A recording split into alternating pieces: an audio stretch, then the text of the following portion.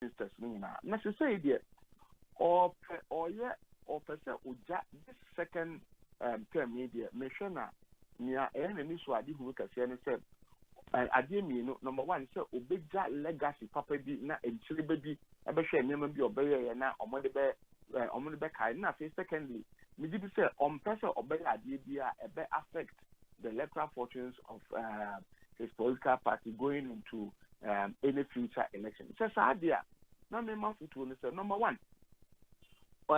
Ministers here virtue of me approve na so musi omo adwuma se a. Quickly so who say obi emma neni so ade hu openo embe ma. Ekosiisen On Asempa FM. Na ya reshuffle so a ma hwehwe ministries bi a me feel say ebi wo ha ese se etwitwem anase scrap anase yipim and ebi nso so wo ha yes say align together. So what better I mean go through number 1 the Ministry of Information. My dream we don't need within the regime or within the context of downsizing government, She say Ministry of Information here. And this is for the Ministry of Information and Communication.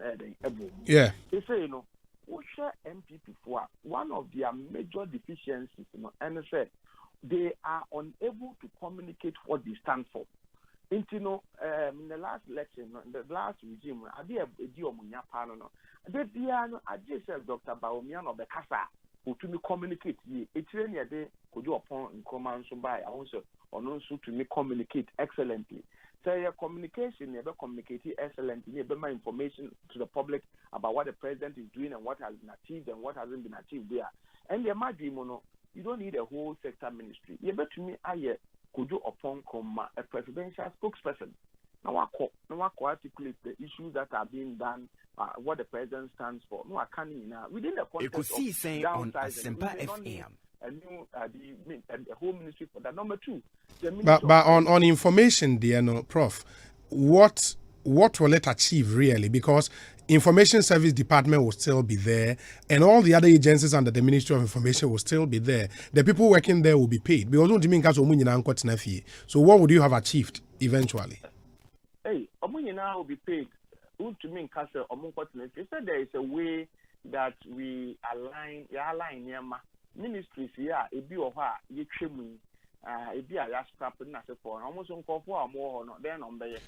majority of those ministries were at the office of the president in the procurement, business development.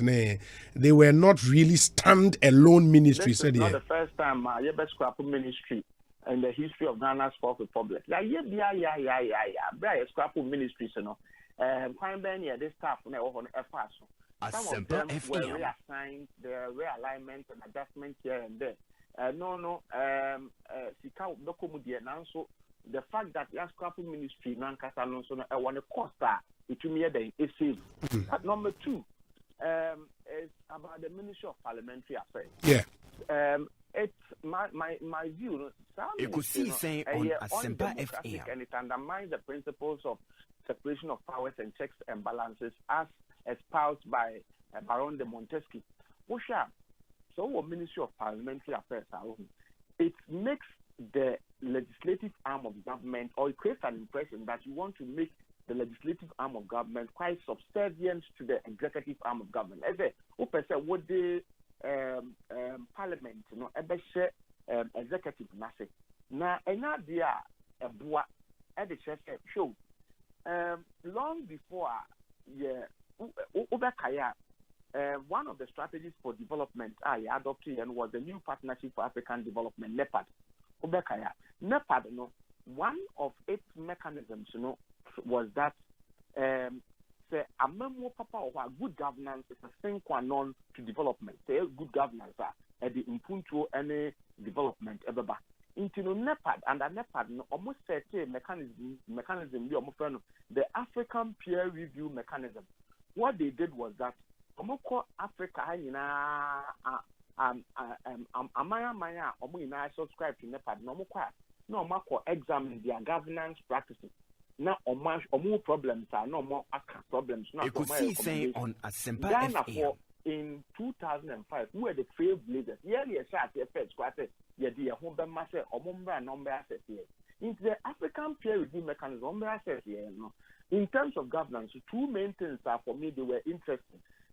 Number one was that Abanye and Hunu took Kete as a Kete for any as number two, Omokan the paint the President Kufuor said it is needless to have a Ministry of Parliamentary Affairs because it brings the legislative arm of government and the executive control into a hunya.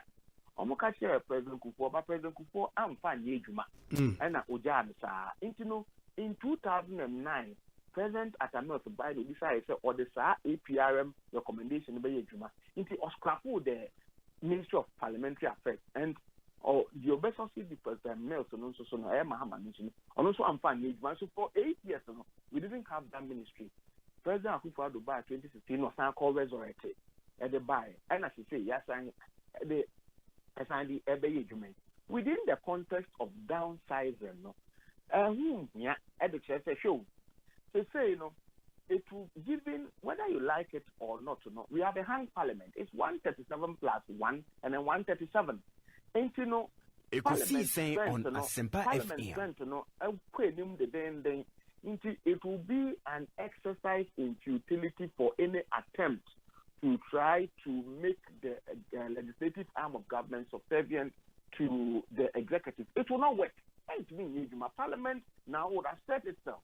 Okay. At the idea, so what per se legislature and the executive omunya interface, who call other advanced democracies, what they do is that they appoint an officer we call a liaison officer, one officer. Honorary liaison officer who liaises between the executive arm of government and the legislative arm of government so that there will be a proper interface. You don't need that ministry. The next point I want to make is the Ministry of Fisheries and Aquaculture. A standalone ministry.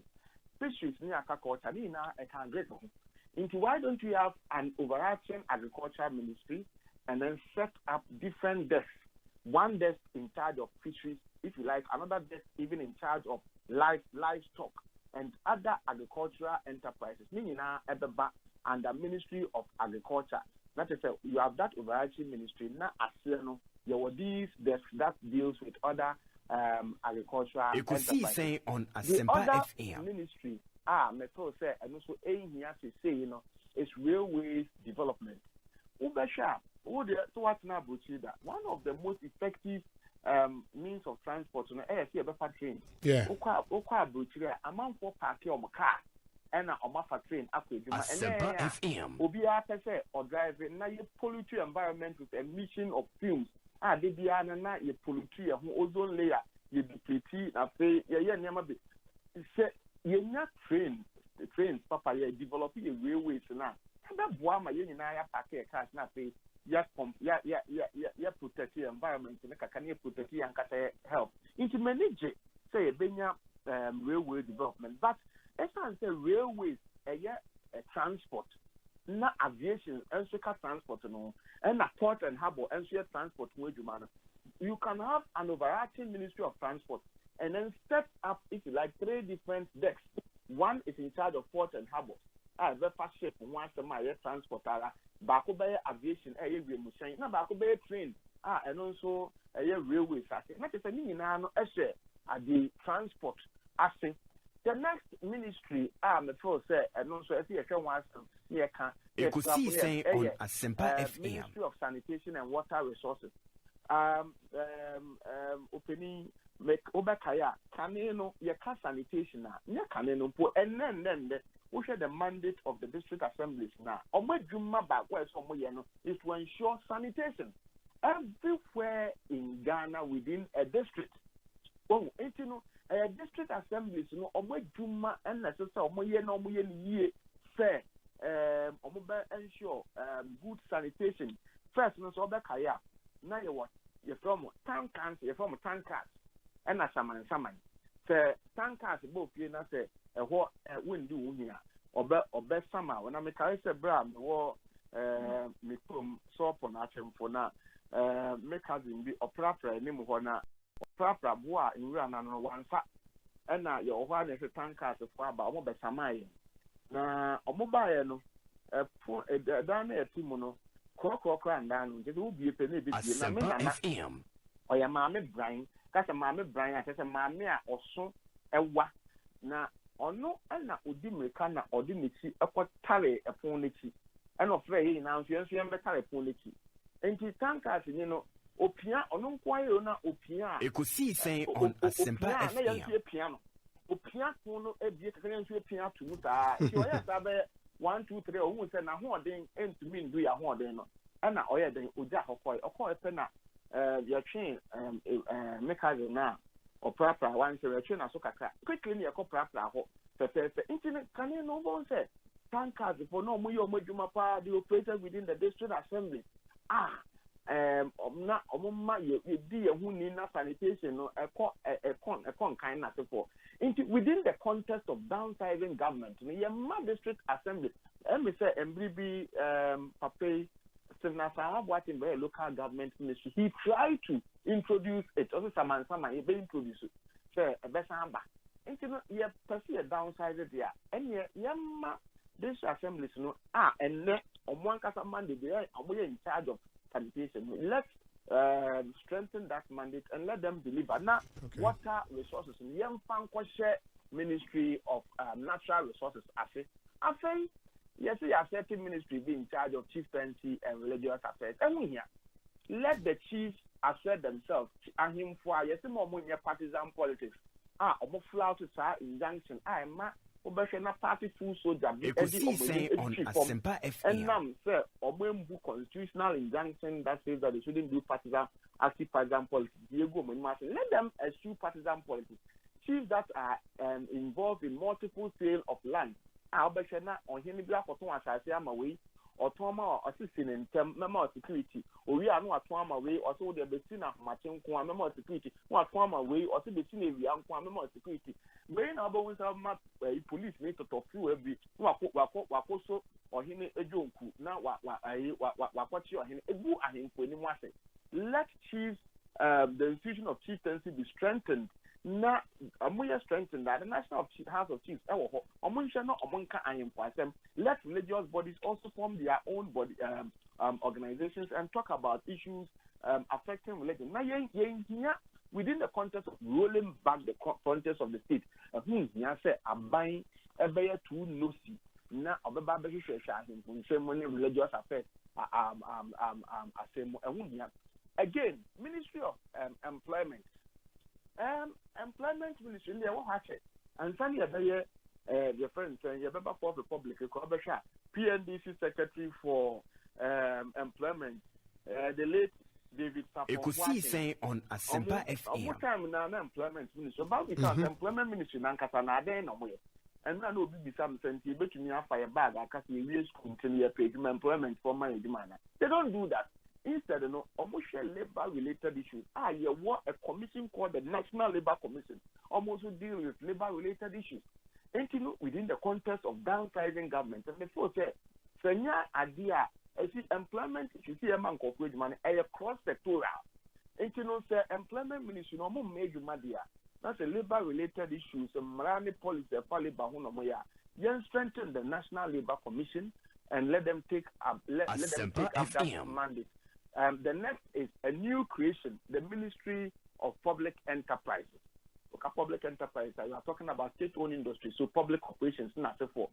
Majimono, President Kufuor started public sector reforms, it's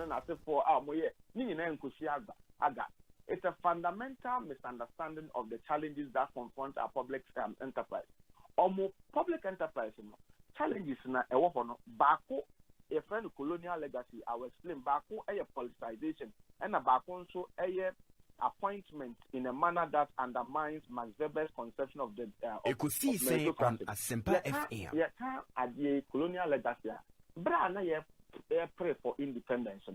Yeah, you use strategies just to make the colonial master uncomfortable and to keep them away. One of the strategies we used in the fight against the independence, in the fight for independence, was the call for Africanization of the civil service and public corporations. What that meant was that public corporations, you know, they were all headed by Abrofun Kwa. And as you know, Africans, it before between so only a day before Kochel. They do a Mokosel, we and they catch on and say, look, Obroni no Samuel Juma Pepper, Unyankoye. Into Abanye Juma, Fantinaka, one fancy, what you now. What you now, yeah. Into no Abia, a ya Abanye Jumanka, yes, a Mummy Juma 8 o'clock, no bones will be Abbe Juma 10 o'clock. Oba paper be as or sign no or your kokwasa or your Juma Kakra 10 o'clock or you are saying a call lunch 2 hours. If you lunch 2 hours for symmetry, then time I want to know as a bit of quick Juma to send ya or my bravo in answer, you perceive a science a bucket of ye answer what science or back. Now or ya no kokwasa no be few. Into the sash by no and na Ekosiisen On Asempa FM. Colonial master no away. Bra colonial master pay your subsidy is a colonial master we have not been able to prosecute a sustained education and sensitization drive by able to me a year cycle no if colonial legacy no until after now no I won't probably a dream we say abanye duma one fan and then mochu na e wo until no say one is idea we na yanye sensitization say you perceive ye star cycle no efi hwa me who say ya de ye be man na ye you can far a whole ministry so in charge and yes the other bit is yeah but say me pa chon na obekọ other bit say what kind statement about earlier you gina he na nsa sha na list na eba no paragraph 3 or can say furthermore I think paragraph 4 furthermore the president intends to appoint a minister for public enterprises who will be operating directly under the ambit of the presidency and not from a ministry. The minister will oversee a major restructuring of the entire state-owned enterprises sector to improve the productivity and profitability of the sector. And you're clear? Clear back here. Google this work.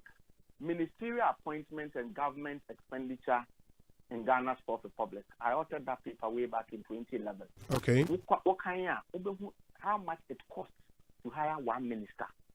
So when we say cost now, you agree with me, say you may not need a minister to oversee this. Or one casanano or reforms, they have they can knowing this colonial legacy abayeduma one fan share what you now there would be a way you best sensitize one. You don't need to hire a minister at an expensive rate to be able to oversee this. The other bit about public sector, public enterprise, it's politicization. So politicians and politicize public enterprise.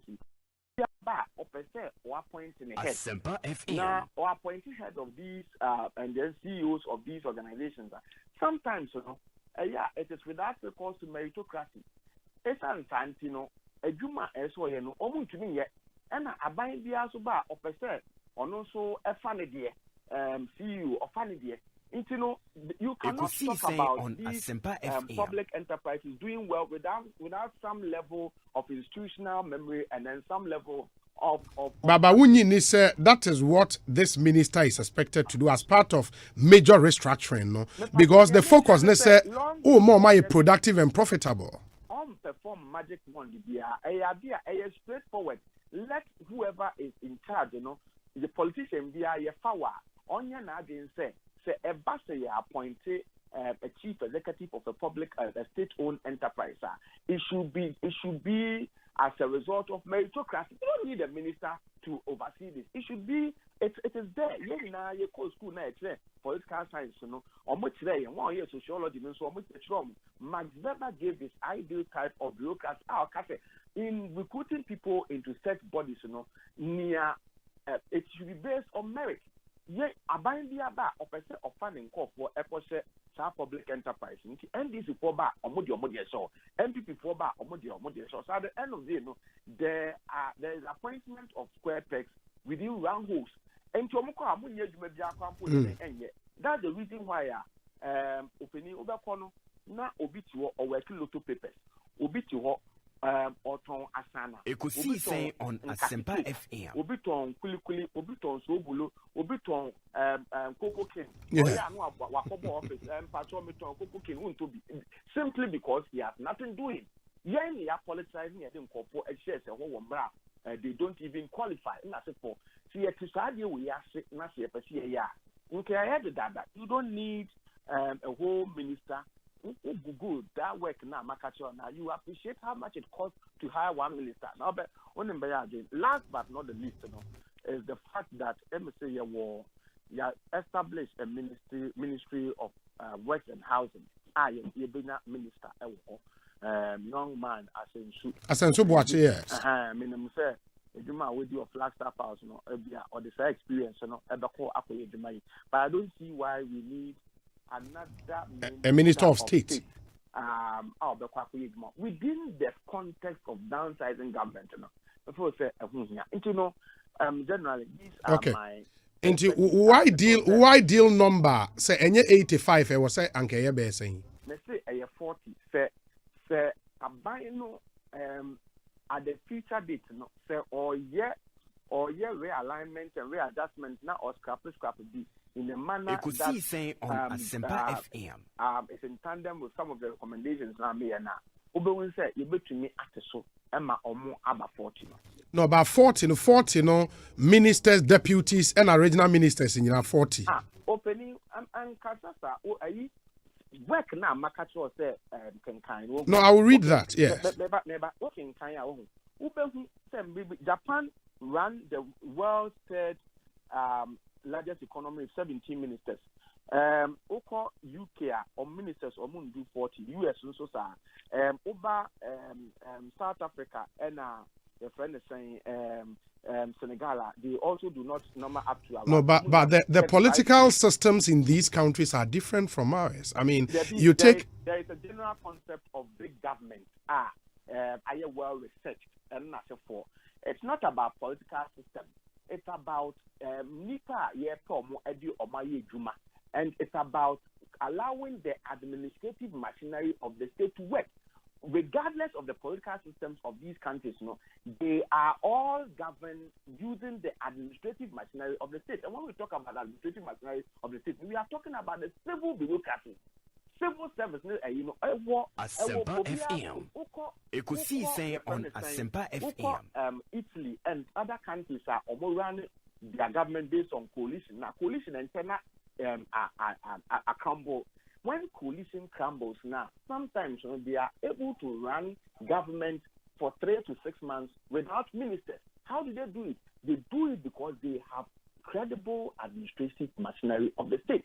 Into a day na minister nkasa onim a yansem baby na mekasa kaneno we bisa ho ye say ye wo ye che Bible mu no ye fa abofra kitikiti bi na ya no ohene even in traditional settings no ye fa abofra kitikiti na ya no ye say ye wo ohene no obrempo ase na abofra kitikiti Bible won na ya appoint you on chiefs now already 8 years, ebinum 12 years. Even in our current traditional settings, yet she ebinum ahim for no already 15 years. Not upon a banner of they succeeded simply because they sat on the laps of the council of elders. So who did if you trust someone who penny the catch was a nana overtoye. Boom, no two for.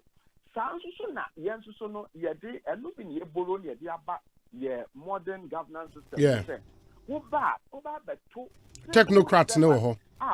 Ekosiisen On Asempa FM. Minister into now manaso no match senior Kwanya Faso Aye Juma and then Kwame Adukufo was reputed once to be one of the best ministers in President Kufuor's government. He was a minister of defense, not a medical doctor, not a soldier. And so he succeeded. Why? Because he sat on the laps of the civil bureaucracy. And the civil bureaucracy, so the battle is still the Lord's there. Let's say, so,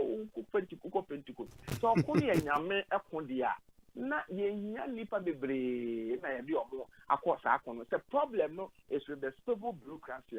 let us sit down and rethink how we have destroyed our civil bureaucracy as an administrative machinery, so that they can deliver on their mandate. If they do that now, one shot, you may not even need ministers to. Can say, my US example, we have a final question now, ADSC. Obi, please clarify for Prof. Jampo that the US State Department alone has one Secretary of State, supported by 2 Deputy Secretaries of State, about 6 or 7 Under Secretaries of State, finally about 40 to 50 Assistant Secretaries of State. So this notion that the US and UK and France, etc., have fewer ministries or ministers is erroneous. You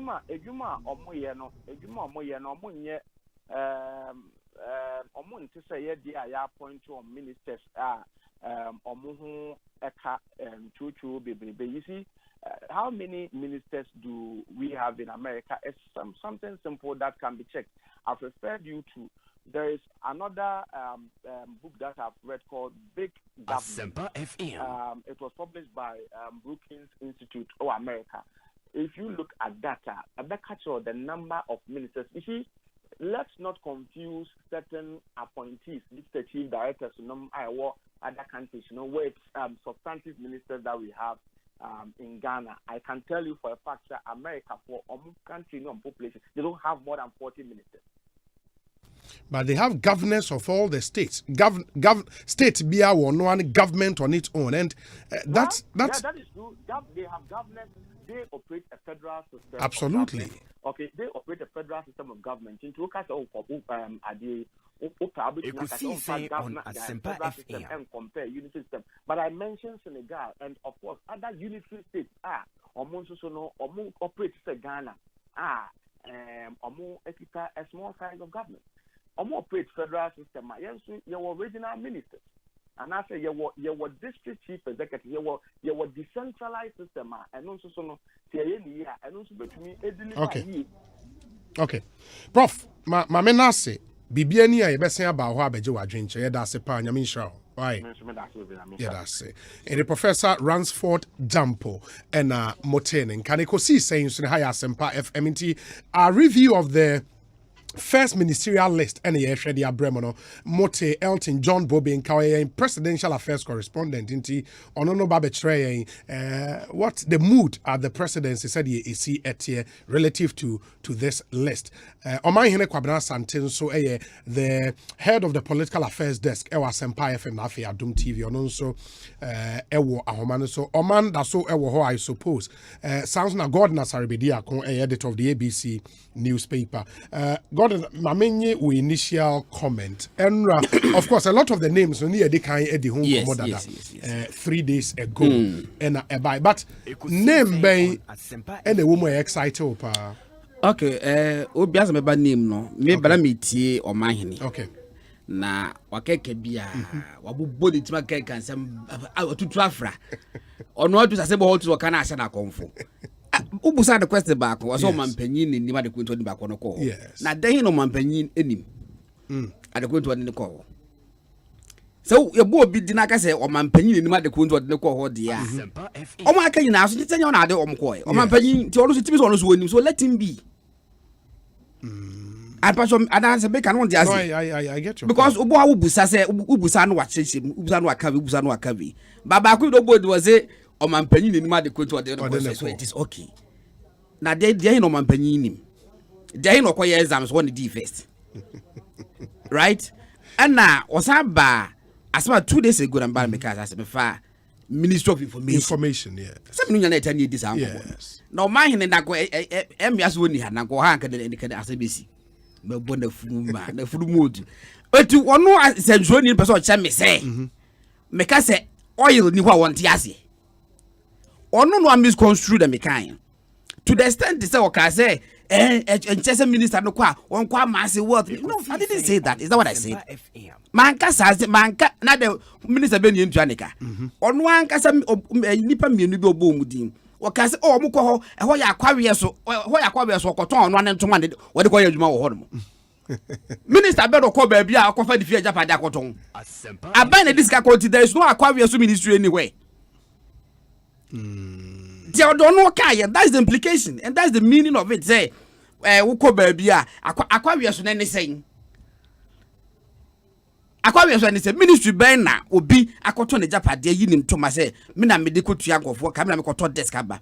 Aban any sika de ba ho. There's no akwa we so ministry anywhere. What I said, and I will say it again. Say, look, Ministry of Information there. You don't carry a information BBA. Yeah. And no se nema sika amfa hwa. Oil na meka no man it yase. But we bu na near gusu no say what yase. Sika se na meka. You know so one can't just say the meka no so be. Not just say budget to the ministry. Budget to the ministry. Me I'm not sure say anybody in government. Ebetima aka say the meka no ebia enye true and I said I'm not sure. Obi obeka say be surprise me kakra. And to the meka no say COVID-19 bayi. Ekosiisen Obi anu wanim the make us a super relevance of the information ministry. COVID-19 bayi obi ehu. What I say? I don't know. That's what I said, and I retreat it. Government and a budget to the information ministry. I'm on top it. I'm on top it up. Yes, because okay. I know I'm a journalist. Yeah. I do print and electronic. Yeah. So I know what I'm talking about. Me making pen 40. Tuesday na I was Wednesday. Wednesday na me best me kind no. Me see from where and pen 4 frek I say what the can do one no. It ya jatu. That's for information. Yes, and until so my hand in the out there, ya won for my dear Benny. Mate, and now, sad you mean a opinion. I'm not sure it should be an argument. Number of ministers or number of ministries to be created. Yes. Yeah, Prof. For example, Prof. Chairman, you. Now, okay. Political. I think what you be good governance or something. She Parliament University of Ghana, Political Science Department, lecturers in Anko will be anchored the one true number of ministers. Ideal number of ministers. Ideal for Ghana. Obia de be different. Asempa FM. The academics, they've read. But practical ones were home. She Enrichi, lawyer Kofi Bentel. I show on Facebook, lawyer Kofi Bentel. Or show on Facebook, say ministries are Ghana here. Finance Ministry, Trade and Industry, Defense, Interior, Foreign Affairs, Food and Agriculture, Housing and Infrastructure, Energy, Education, Health, and Attorney General. That's how many? That's 11. 11 ministries. To him, or no, the whole Ghana. You hear 11. If Anna Kofi Bentel also a year mama or Imani. Yeah. Imani Africa. Number of staff, yes. And so more 2 vice presidents. More president. Frankly, could to their president. Your friend is Kofi Bentel, a senior vice president. Yeah. And I think so. Bright Simon was also a vice president.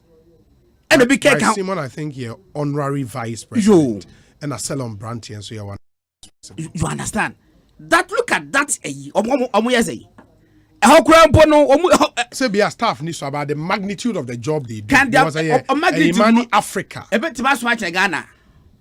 Ekosiisen. A bit to watch Ghana challenges and responsibilities. And to me that can not anybody convince me say a Juma Imani Africa. Yeno. To the stand as someone staff for Ghana government. No, but only said this conversation within the context of one. Because downsizing government size, and you don't do it for doing sake. In the long run to protect the public purse. Okay. Because unim say ministry be creative and about with the cost. Yes. And for a private organization and what they choose to do, no, and to me the same as running government. I will rely on public funds. Fine, but private use so I want so what they large so dear. Yes. You don't have that moral authority in the Quran FM. to come and say government they large. She Obi and the presidency ministers here mark 122 and 126. 126 for me. What is so abba maximum 85. 41 difference. for me, why a good step we are taking. Why be 126 to 85? Asempa FM. A bit about form kakradi. Okay? Obi obega say ministry we yen collapse we obe justification for it to be collapsed. Obi so obega say ministry yen keep on so all justification for it to be kept. What does he? But yen nyina we hwa o man peli no mandate no. Me gidi say election 2016 2020 am on man peli team message bi Ghana for ka kire no. Obi no one more to aba or sure why I'm voting this or that. I will paper nature. But we na what ho no ma we are still politicians what ho no ma we team komo e koso we mu no hu say sa ne ma we ka hu nti na motuti amen sa ne ma we ka hu nti na me man e bia ankosoro then no what start say we take measures obetimi correct sa me you sure say long list of ministers na ka hu what 126 to 85 for me wayade ABI ye kono because be a 50 okay because 70 okay but they are all within I think it's okay but you must say because be a fisheries for me fisheries and aquaculture and ya di bia na mani je say a team so I was say a ministry on its own. Yes the other time me say fisheries you said that team kesesa e ke o de man ka agriculture on man kasa na you making sure say our department no you strengthen. But how about Omo Ebeka says I the fisheries sector and Oshe Ghana ha a country with a population of 31 million. Yes. The fisheries sector directly and indirectly affected close to 2.5 million people in your population. You understand? It's huge. And all the coastal line, you know. And for such a sector, no, baby, we here just a desk to manage. Exactly. Almost have me catch was a justification for and against will be a right. Is the ministry because you collapse the be we are right to. Ministry because you keep be so we are right to. So far as I said, baby, why do you bet with their church about the currency you free and at the currency we say man Asempa FM. Fisheries minister, I think it's Mrs. Gladys Asma, the late. Yeah, Gladys. Kofo introduced Gladys was the first. Yes, and President Kofo that time, I changed about the currency who here say fisheries ministry, yeah, free agric ministry. Ebian wa mafige see. Population about 2.5 million. Yeah, directly or indirectly. Yes. What I say, and this almost here ministry boni bi what I say, but a better way can say be okay because of public person, you know. But would you sacrifice quality of delivery on the altar of say ABR me pese public person yenkipu say drana? Interesting to me ye draw the balance say anyway for me 2.5 million enough for and about 2.5 million. I rely on fishing in our country. It require more. Issues different. Yeah. Challenges go through different from because it's a whole value chain. Yes. Well, NSC, I know say the aquaculture concept in the crown is another huge thing because into tilapia rearing. Yes. And it's a catfish. Catfishing. It's a huge industry. Yes. I mean, so offer petrol and quite a problem. Yes. Ocean vessels. It's a huge thing. Yes, it's a huge thing. And the premix fuel. And it's a but huge I think say no. I will see it making sure say challenges be an from 20 years ago. And they said yes, FM. Yeah. And this a cast as an no. We should develop to a certain you say challenges way. Thing of the past. Yeah. And it's a baby, me test ye can premise for once more. Say I say and no diversion abem say na ma feminine wu amagana. Ada na say to me divert no.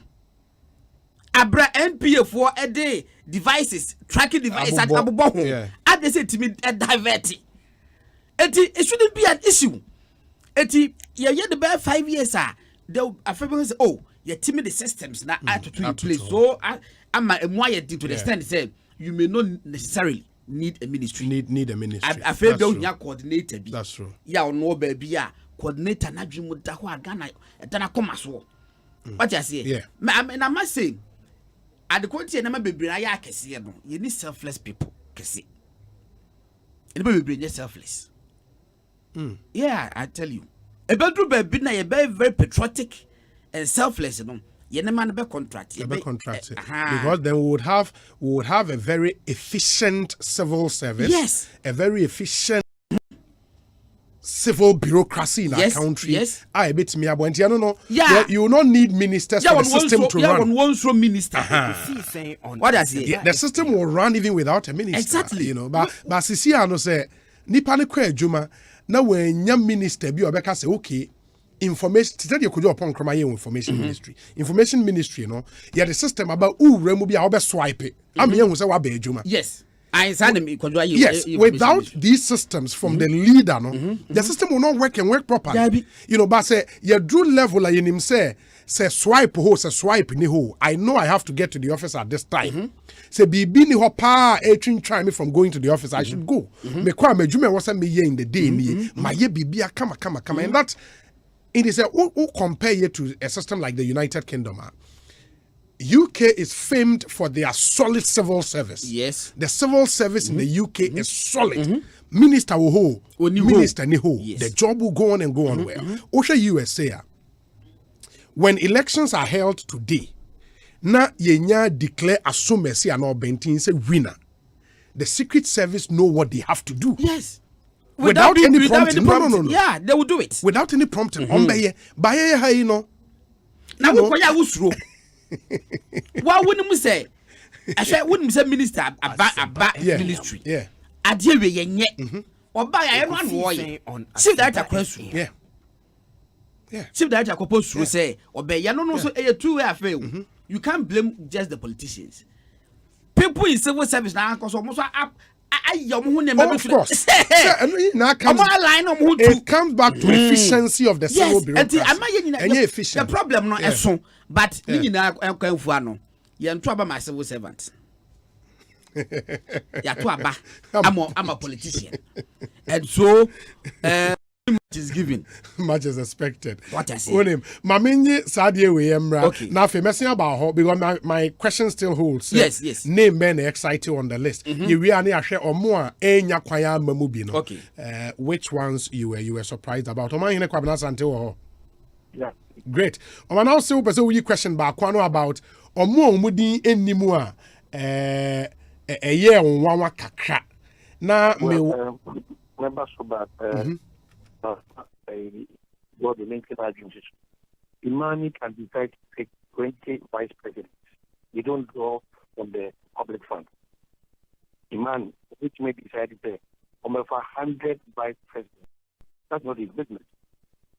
Then Kadidi na yeye na yedi unkwa.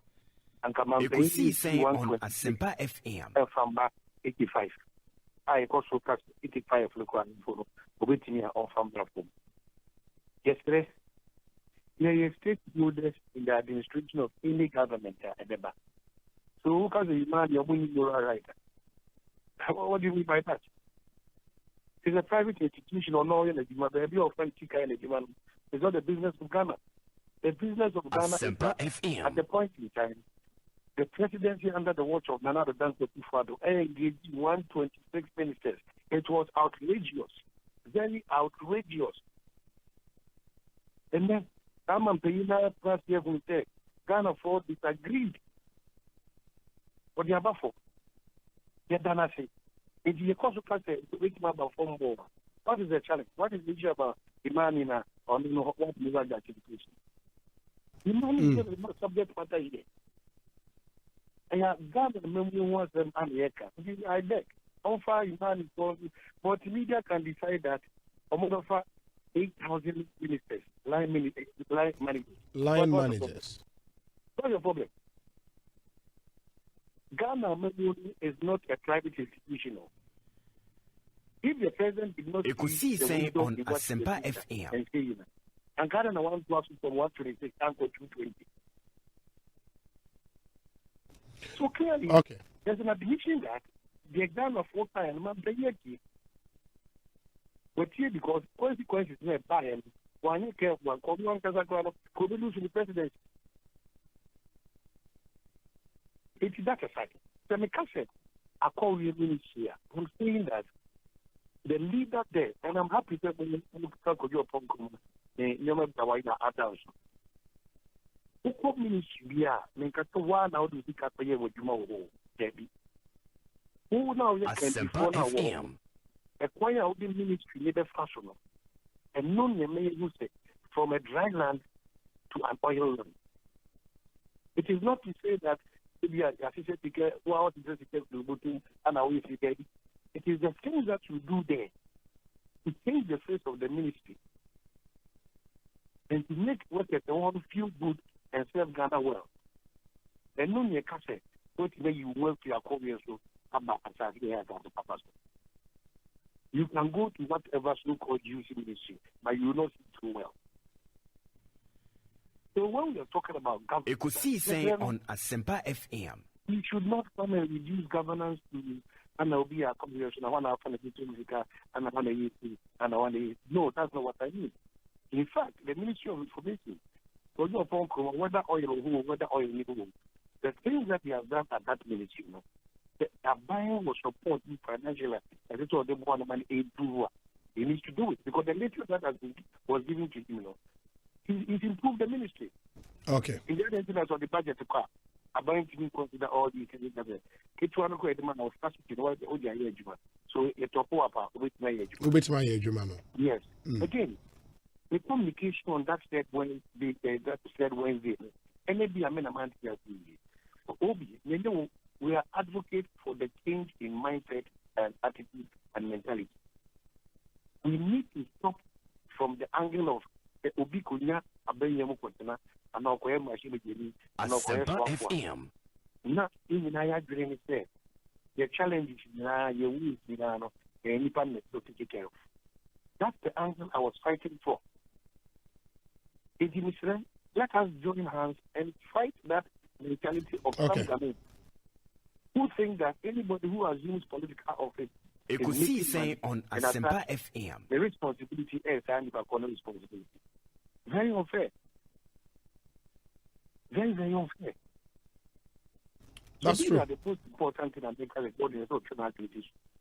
Okay. Now, Yeah. or no, you might do on many questions and quite you come. But you do come up because many any on we flagged. If you told you made the game, I'm still there will be something this day. Okay, Oman, I think point near well made. Let me come back to my earlier question. Now, Ankoye Banta. Now, I think we all agree on we all agree on the main issues. Now, Oman, Oshe ministers now answer ya mabiuna. Your Gloria Akufo Attorney General, Haji Ali Mahama, local government. Kweku Asomachreme, Samuel Atachia, Afolekwe, Cynthia Morrison, Kofi Jamesi, Isaac Kwame Esiama, Anthony Akutuose, that's monitoring and evaluation, Dr. Mustafa Hamid, Barbara Otinjesi Tourism, Jogati Railways, Kofi Ada Aviation, Frimpong Boateng, Mesti, Janba for Planning, Osafoma for Senior Minister, and some of the other regional ministers or Monso and to me answer maybe including Ishmael Aite and Ishmael Ashiti and Kwame Nadankan Central Region. Emudia hina esokeo.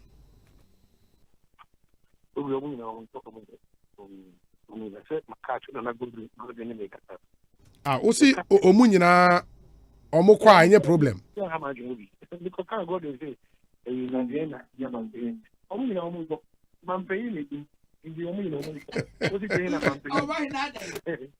Am I gagging you?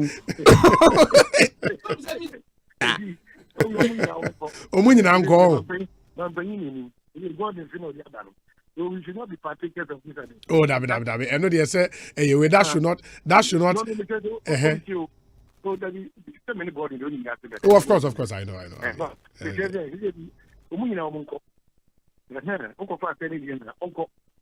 Yeah, because my opinion, Uncle, and near Yamawa, Uncle Fat, Israel, intelligence, as much in 7 of the far, we go in The Ekosiisen On Asempa FM. You can't say, Frimpong Boatin, yeah. It was dirty, very dirty. So I said, if you get and I always say, matter. That is all. Why? So I said, Joe Gatti, Kwame Nadankan. You got to see it, you're sure that maybe you're not really about Caucasian independence. No, Caucasian in relation to a presidential ambition.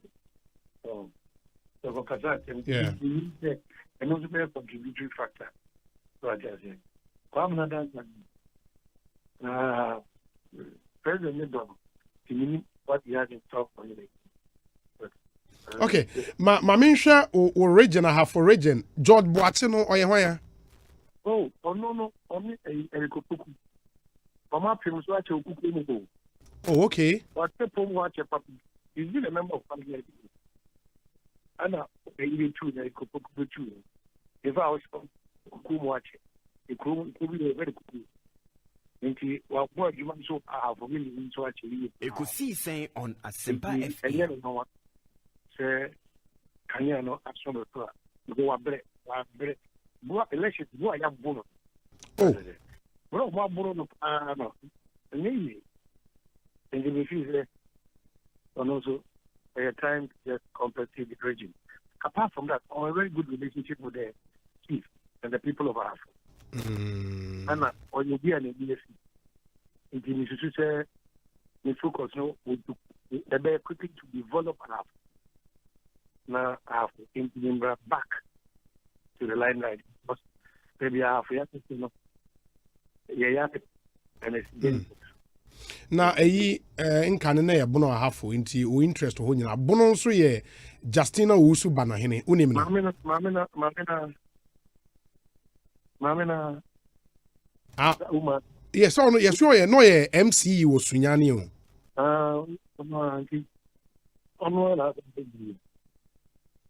also a lot of controversies around there, but the president. Okay, meaning say on one regional minister, and I was saying about you. Yeah. Oh, okay. And Bono East in so Edujan no nim no. Because I remember looking about a fantastic background.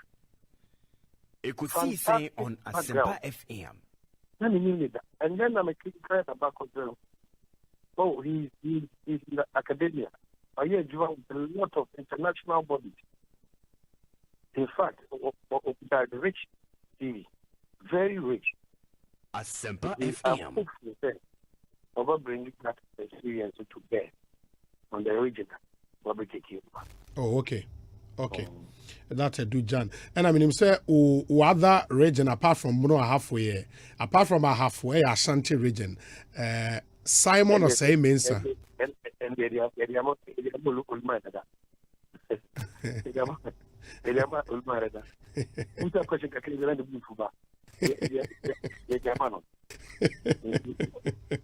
Oh man, Mate, ma mention me nasi. Meaning say, a running story. Deputy ministers, the end of crown my, you best say no so later. Yeah, Brian Champion on a KT Hammond. Yeah, Brian Champion, KT Hammond. Yeah, I was a bit surprised then. KT Hammond. And then a man flashed especially KT Hammond. He's been in the game for too long time. Not by the chance. Ekosiisen On Asempa FM. Very young, focused, and energetic. Now these two gentlemen are flashy presidency. Yeah, almost nowhere. Yet one but money could go in the president knows why. Oman hene kwabena sante yedase. Okay. In your mind hene and yaten and guys. So we come back to the studio now. Now fe yabetwa so God me busa say which name in the 30 or more omonya omampenye nu madom wa power mo no de na excited pa. Okay, before me question no say wo ball lady back with Justina. Now so one the Bono regional minister. Oman hene Justina Wusu Banahene. Ono na Bono minister designate. First on the friend no Kumi Richardson. Oh, okay. I'm not saying the same person. The same person. Okay. It's more mind check. It was a area holiday. Okay. But because what I know, they said this woman was MC for Sunyane. Okay. You know, I don't know, but more info. Okay. One not controversy be bro. In fact, never till Muse Kranansi because almost suspended kakra. Oh, okay. See no Musaka issues built on Okay. Well, straight away, my main call less no so. My main free me fee. But quite excited me pane Asempa watching. Okay. Francis Asempa watching. She baby or no man penina nanti a check. Loyalty, dedication, discipline, and a competence. And now, we age no so than ching. Ti baby or baby dream, deputy chief of staff, Ababedru, minister of works and housing. Yes. And this a year, I think, so Oman Penyebi and the state of the nation address or the Betuabontian. Year of roads and year of housing. And a housing. What I see. Yeah. And it will be the same number as watch Abba works and housing. Na managing director of State Housing Company. Yeah. And so yeah, and they are very good friends. They as a million for as a million for they gel so much. It is likely say virus will still remain at State House. It is likely. Maybe I hold the young one with the bat. For me, so it will feel on my best surprise me. He's done a really yes, good will job. my best surprise me, especially where buyer when I was so watch about Baye Works and Housing Minister. I can tell you, say, if you bit me 50 December. What does he? Or he can become his deputy at the ministry. I'm not just saying no better. Okay. It wouldn't be a better choice for me. Okay.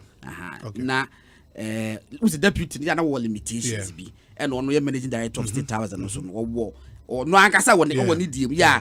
What say? Even though 100%. An agency under the ministry. Yeah. And you know, for me, I don't say manage home because look, you started journalism mean. More than 10 years ago, there be a housing deficit. Yes. Yes, estimately the bow. You can't 1.5 million. 1.5 million. Opa, yes, starting question or bingo goes this year and go way back 2010. Housing deficit and then the same, if not worse in both year. So there must be a concerted effort to say we have to solve something drastic. Something drastic must happen. Yeah. And you know. As I so watch you a action person. Who is hard what tell you ideas one peckers but were purposeful would deliver. So you say yeah, or beat him aye. And sad so now and an aqua for a piano or it no manage ho. But what manage yeah, a strategic and then local government. Ekosiisen On Asempa FM. Dan Buchi. Ura Dan Buchi no angasa no. Just how kon what ho. No, this is local government. What I see is an institution. Why an institution on what I see? Don't forget where year will be. Yes. The year 2000, 20 years ago, he was the general secretary of MPP. Hey, I think Cheba. Wow. 20 years ago, he was the general secretary of MPP. But my main for we in Chem into Yenuan and I Kese Peace FM or say Justina Usu Banahene current lawyer, the MC, not the regional minister. Not the regional minister. Yes. Oman Eka. You know, say regional minister ni Amakumi Richardson. Okay. And what it means, they say Justina Usubanahene, regional minister designate now. Yeah, we're former MC. MC still. Current MC. Okay. Inti Amakumi Richardson, be a former regional minister. Yes. Good. Oh my, and yeah, trotto no more. A far I have for no bunny hodia. And I can say no man in Thank you so much. And Idi Muhayuddin, John Boedu P. Papa. Justina Banahene, before being appointed as the MC for Sunyane West, was the deputy national women's organizer under Kate Jimfua. Okay. She's now been promoted to the regional minister for the Bono region. Wow. Okay, from deputy national women's organizer to MC for Sunyane West, and now regional minister designated for the Bono region. And that's a bit about her. Okay, and did I make a far honorable Dambuchi? 20 years ago, MPP General Secretary. The delivery, the discipline party, no as a party, what is one hour party, no, it will name I mean, the philosophy of the party. When you adia MC, as a way, Emma, Ukrumo for you be energy, Emma party for no energy. And yes, scientific though, but reasons a come one ma MPs in the bread to share, you know, a bad blood between MCs and MCs. A come anyhow, MCs no so and support ebinum. And I said the MPs ni bi so MCs ni bi ni DCs ni bi. Eventually the party lost. The party didn't lose the elections though, but they lost some of the seats. And until no bit said Honorable Dambochi as local government minister at this particular point in time, they are very strategic. Okay. Ekosiisen in the selection on Asempa of MMDCs, no. Say at the way I did it, Beno. We are also a party member, we true party person. You bet me at what philosophy of the party that's here now. No, what Matian say, Cratchy, and Abawa, Adia Wuye, and your MPP Suban the Wu. Where you will be at the state channel soon. Yeah. MPP for Ebuno. Yeah. MPP for Ebuno, more penasem. And what I say. And until no a here. Okay. A here or not dear, in fact, manager for me. Nana for you the highlight of all the appointments. Yes. 2017 kwana me specifically akede beko but what didn't come ministry regional reorganization and development. At the point that is no ministry na say no hu critical ya mu wie ya afi na but ma set up administration near that in area no say wa collapse no now still going to come under him. Yeah. What does he into no hands on the yin na I think it's a master stroke for me. Master stroke. Okay. As we prepare to wrap up now, ebeye omo unza me bo list of omo ensign ma bio no. Omo anya akwenya ama no. Yes. Dear hina e shock you. Omo anya ama na ba ku bi na back e be shock me. Hey. Madane no. I think that no man the bayadi. Omo ama no. Omo ama. Ye find one by one now. You be when you be at the aka. A boy also are more a victim of where they come from. Okay. What does he? Okay. A boy more a victim of where they come from. Okay. I mean, they are matiti. Obi this one about attaching. Nidim said the dinim. Yeah, nidim. Attach a ministry will win to me. Obeti ma ministry. Yeah. But the matiti say. Because of regional, you know, the calculation of not just say money okay. After all, what been a minister 4 years ago, or a member of parliament. Now also no parliament is soon here because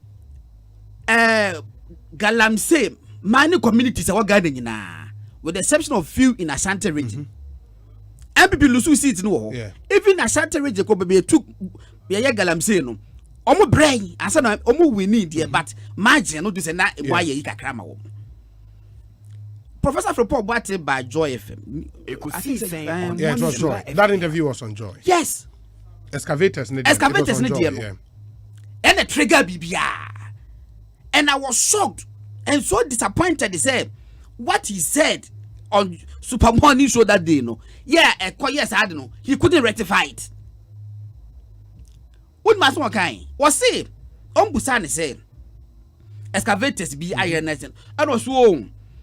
Now or buy and what he say excavated by 500 and the AGGA see assemblies. But Omko can ye no na any 500 be na you sing. What does it mean? Does it mean say excavators na ira? Is that what it means? In the you expect his uncle another I was expecting say yes, he was supposed to clarify. Because ye GOB excavators see all the man. Because part back on what their construction, your mining. By a jet, whatever betcha we say, what was our construction site wing. And until now, what the year, man, you release it back what the man. Okay. How do you say, Ira? Suddenly a trigger when you na. And a confer a quail with some Asempa firm and a web firm. A headache moment. Asempa FM. And Utiano dear can make us a buyer. And the fight against illegal mining his ministry. It was under his ministry. And Omanpenyi, there was so much respect for Professor Frimpong Boateng. Is it Omanpenyi Nkwa? Ghana for Nina. He's internationally acclaimed heart surgeon. Yes. Yeah. This hey, no person be Ghana try for you. It was the call one day.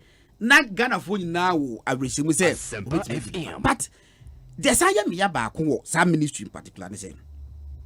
So we grow me to Galamsi. Okay. Miss me grow me to Galamsi. Me question you know. Some about 2 years ago. Hey, I saw you now kada for aje wa afai. E kro mo man futuro na wo hoda da. E do kada for na win. Hey, after me say me. Fight against Galamsey na koso no. Me ko 2019 go no. Me ko me hu more than 5. Oh, okay. And one of the me say the fight against Galamsey was a total fiasco. It wasn't. Sure. Who cook myself? Be free. I saw no ban. Me drew corner. Me say deny. Was it just before we rock on one proper dangasa? Would you fast so? That's a valid view on. No more to Galamsey or Honomo. Opa ye kase say yen kwa so mutu order to Galamsey na. O majai. It was the fight against Galamsey. The results no. And so they failed to let the Ghanaian know say, hey, I didn't yet me actually winning na, but we had some level of modest gains. Okay. Yeah, modest gains. In fact, for me, Kopono, gains more than modest. Because me will be crum. Me crum na meti mediaka. And my body is soon that I will hope to check in here. Kono also dear our honomo. Etino, what did dear fighter or man penin say, what didn't the president go part of? You can't feel him. Communication get you. No more misfire. Na a coy. Entino, a year and after all, or man penin no bika. Or man penin one no bika. Will be any one man. Ya won wa yes eh Kwame Asare akon interim minister ni ye di interim minister atwa me di se ba fo de be me se me interim minister ye nya ne sa eti omo so omudi amamu no okay omu susu ni yawo omu susu nka so mampanyi empe o ma se no on pass man ko ma ye minister 4 years ba de ba kon asa wo se ye rapport yes enipa ba enema bi so ankofo kan ho asem ye o mampanyi this time round ye no de ye best rem ne se e ya won shekim. Say Emma and Tuamu for you on your reshuffle. Yes, small argument. Many penum be a small argument. First year, second year, na ayi on near a reshuffle KCBA. I feel me bus almost so man penisi or person more number of time be kakra. It be a bad third year, no so 1 year or bit my assassin. And I'm Mrs. Share. That is a wrong decision. Me justification. One man will be. Who 4 years? Asempa Technically speaking, go boy years about 3.5 years. Yeah. Who 4 years? No, na o mandate no. One will be 3 years. When to me and deliver, and a woo you know, and I want my back. No, me 6 months. Me a superhuman. It means you are setting me up to fail. Yeah.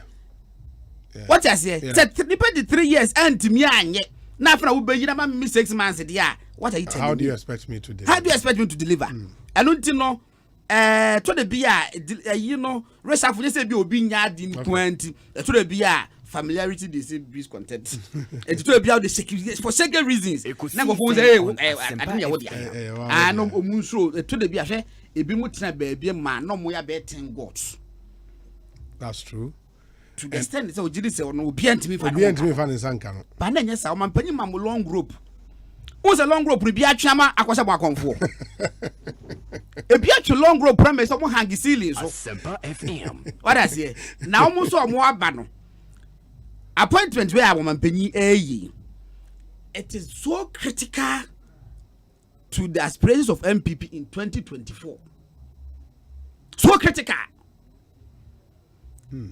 So critical.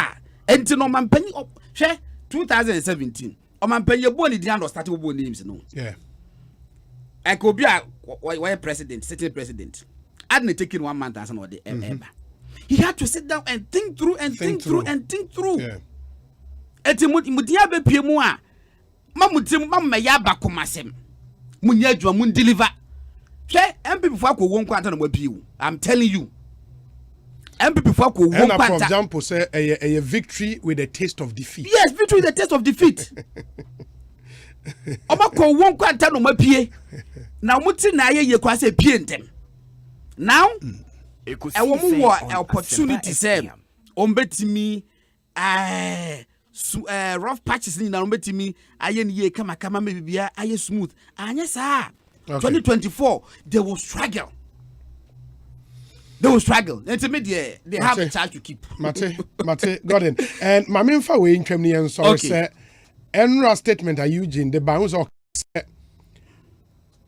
there will be a new energy minister, and he will be supported by deputies. Well, I'm a number of deputies, no? Yes. But so one of them will be from the Western region. Okay. One of the deputies will be from the Western region. Lawyer Andrew Japamesa. Yes, solid person. Is likely to be that name. Andrew Japamesa. Oh, yeah. Look, best 7 months to the elections. Quality of communication and now lawyer Japamesa. But you can't be everywhere at the same time. I don't tell me here and go for Bisa. Or more bay. Or be the minister. And me DCO and someone office. We are apostle of the government, apostle of the party. Eti omumpie nkasa. Omumpie nkasa no monton enemo maye. Omunkasa na so omunye adwuma. Oh, that message ma de obeye. Ena me so omumpie nkasa no monton enemo maye. What did they make us say? Na nyina no they go hand in hand o. Who think I say me dey pie nku abra me nya adwuma. Ena think I say me kwa me say dem kwa adwuma abra me mpie nkasa. Omunye adwuma no mumpie nkasa. So mo no muntimi no problem. But me jidi so money obia woni PR department ombeti ma ye adwuma no so ama wo mo. And the social media na ebu no. You don't need much to communicate. Omonya adwuma no ma videos nsu, pictures nsu, live enkoso sadetie. Matego I producer Cross it's confirmed lawyer Andrew Ejapa Mesa, deputy for the energy ministry from the Western, that indigene from the Western region, deputy. Okay. So Western region for deputy energy. Yeah. So the statement said that there will be deputies, one of whom will be from an indigene of the Western region. Lawyer Andrew Ejapa Mesa, MP for Second D constituency. Congrats. Your friend is saying. Ministry of Forestry On Asempa FM. I'm saying any forestry. Land and natural resources. You know, say don't move for land and natural resources. So I'm not where you call Honibia, Abuja Poko. I'm just being serious. I'm saying how is they said you can say oil no war. Western region. It's no beautiful Western region. So what about the others? You can't say Ben say. Oh, who's sometimes no. Sometimes in giving appointments, because already who said there is this standing way, say chiefs, this one more pay a percentage of oil proceeds to be dedicated to the Western region. We used the argument, say, oh, Ghana, a unitary state near the Adinji, but at least appointing somebody, and I think it's run through all the administrations. John Mahama was strategic in appointing first Amabua as a deputy, later Nobe a substantive. And Ocean Nanado so by the first term of Joseph Kujo as a deputy. Yes. Also every Western region. I think that tradition should continue because say the 3 oil fields we have now are all in the Western region. And for me, say you develop here other fields there, but currently the fields in our Western region. But I think say you also on Asempa FM. You make sure say project beer. Yeah. The air Western absolutely. Projects with or without an appointee from the region. Yes. Yes, no doubt about it. No doubt about it. I will see a team. No doubt about it. Now, yeah, team I say, cook baby, your friend say, cocoa free bano. Almost say cocoa rose in so. Yeah, and I say, yeah, no, so, because I just now, yeah, now go funny, said that, I agree with you. I agree. But I mean, it's all good. They made a message. Hey, deputies and also, easy said, you know, be who see you was near the adeno. Because pressure beer is say deputies beer or more or my back no or any people that call good SO is also known. Look, be a PC wordy, be a MP, be a forestry commission. MP, I'm told is gone. Gone to who? Oh, what's the matter to say? When your official communication. Minya, this is my teteno. Okay. Back of us on Tomobo. Obia per Minerals Commission. Minerals Commission. Obia per Forestry Commission. Na Ghana Library Board, what is Obisope? Obianka Ghana Library Board. Obianka Ghana Publishing. Chef. Obianka Ghana Post. Obianka Ghana Post. Okay? Today, Chef, me count. I'm meaning the Mehu. Ghana Library Board. Papa, me ref, your friend is Yawana. The be me refinity. CEO no one. Why are the papa? He's done very well. He's done very, very well. Why are the papa? If I open Ghana Publishing. Yeah. Asante. Oh yes, Asante there. Me say me na there be one what 10 wa around. Yeah. Nana come say makada what 10 wa around. Cause 10,000 what 10 wa around. And this man you gay hockey. Hey, Kofi Juma. He's also done very well. Why 10 wa around until no share call scholarship secretariat. Yeah. First no call no ma. It is a challenge. It's difficult to replace some of these guys. Untimi nyi omo sisi a. Omo wo ho nso a what the opportunities in that space nso isra. Nipa nso a epe ho akono edoso. If you are not careful, you'll be forced to create deputy positions for them. Now eno nso akwa lead it's a difficult way for the person. Yeah, of course. What you say? Post edoso about 5,000 positions so one penny efele. Edoso so bebrena mwanya bi no monko pamba the dora yi bi Togo go Germany ho na monko gina I am fancy bedase yeah we say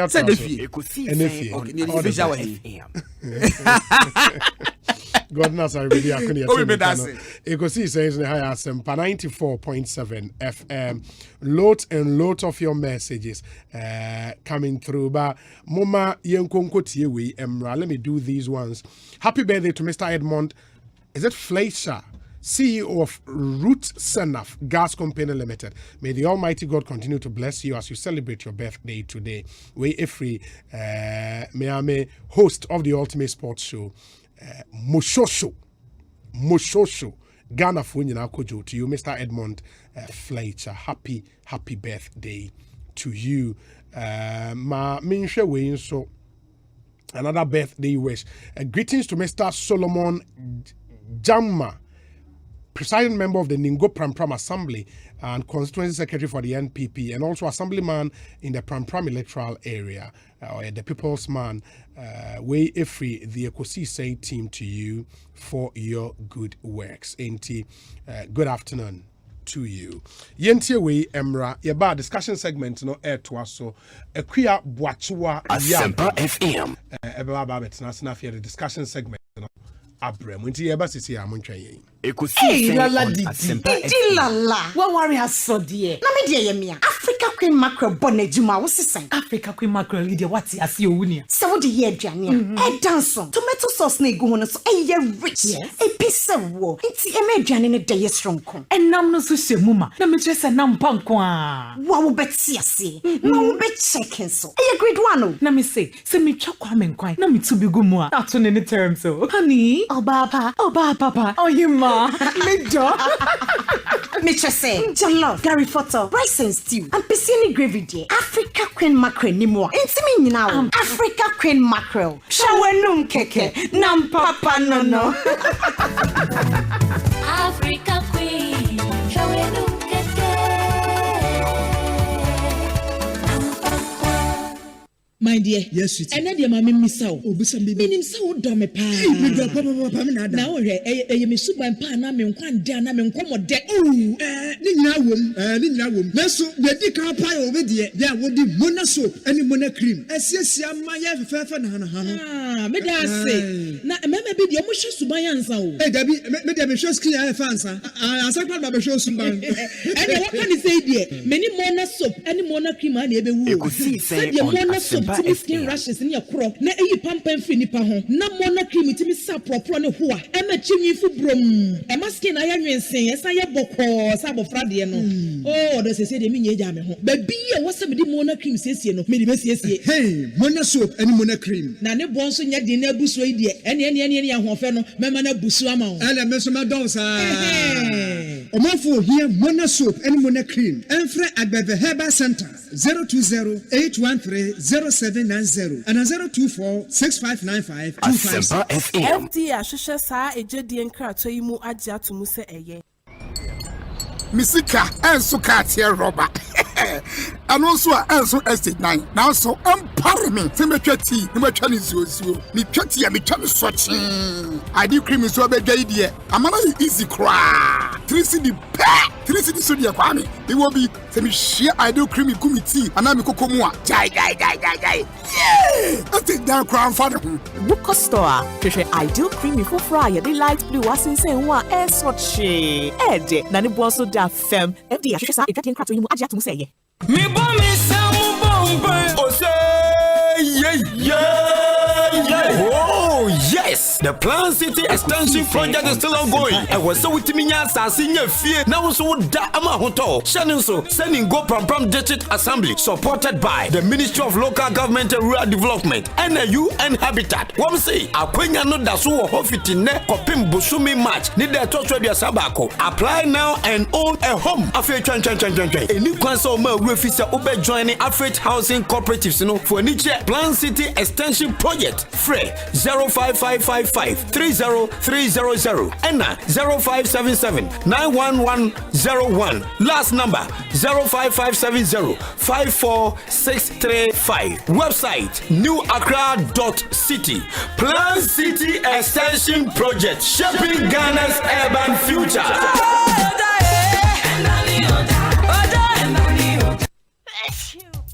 When your child is aching,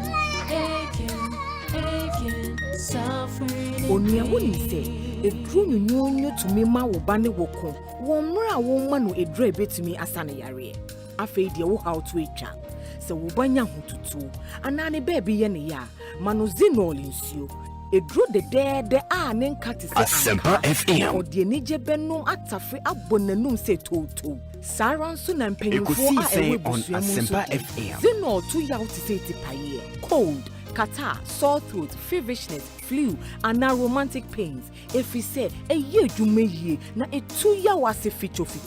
Ain't it Fazino tablet? Nama woman zino suspension. Said the beya woman uncle. Mabra walk on yari. So Fazino name now one for what? Kuru doctor. FD Arugasa a Jadian Cratway Adia Tunsa Aya. Zino, have a happy day and a peaceful night. Abra yeguswa din kabom ekwentia COVID-19 yi. Ecobank ema wa kwanya hodwa. Wode betina fie. Abo ho ban na wetumi du sikasem ahyewa wonsem. For Ecobank mobile didra bebia ne abrebia. Se wo Ecobank account ana woni bie. For text message ana email so for money sika. To credit, tia wo bills. Abra wuti fie edwodwo ho. Se ye sika puduo na oni ye didra. For your internet banking no so. Ecobank QR code ma wo kwan ma wo fa abefu sikatua kwan so. Etua ne ma no dwumadi Worker, one first potin entia. Chi Ecobank mobile and ya wo Google Play Store, App Store, ana yen Facebook page, ana bo star 770 hash. E wo phone bia so. Na chance ye didra. Ecobank jeno ho. Ka isa wo bema kwan ada oni afoforo ntem. Ekosiise On Asempa FM. Enfo wonsan keka wanim. Wo hia mo bia. Frɛ Ecobank Contact Center e wo 3225. Da bia eni abrebia. Ah wuntia hwe. Tena fie na bo ho ban. Ecobank, the Pan-African Bank.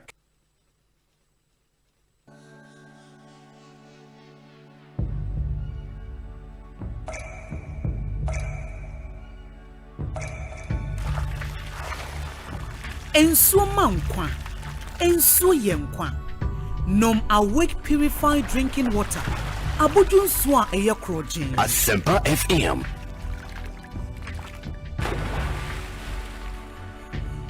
Ensuo na ma wahode tena ho abribia. Kai se Awake bottle ba ku bi a wo beto no. Ye sika kakra de kon National Cardiothoracic Center. Awake purified drinking water. One for life. For bulk purchase, contact 0262 351 251. Encratoi FD ahwehwemagia tum se eye. Bibiara wa melkom. Luciano le melkom. Nofiano ye melkom. What are you looking for? Welcome, God takes all. Great discounts, don't do. Yamafia so. Best bargains on our days. Everything here is a bargain. High quality, goods be a priority. So tell your mom, tell Poppy, tell your actually everybody.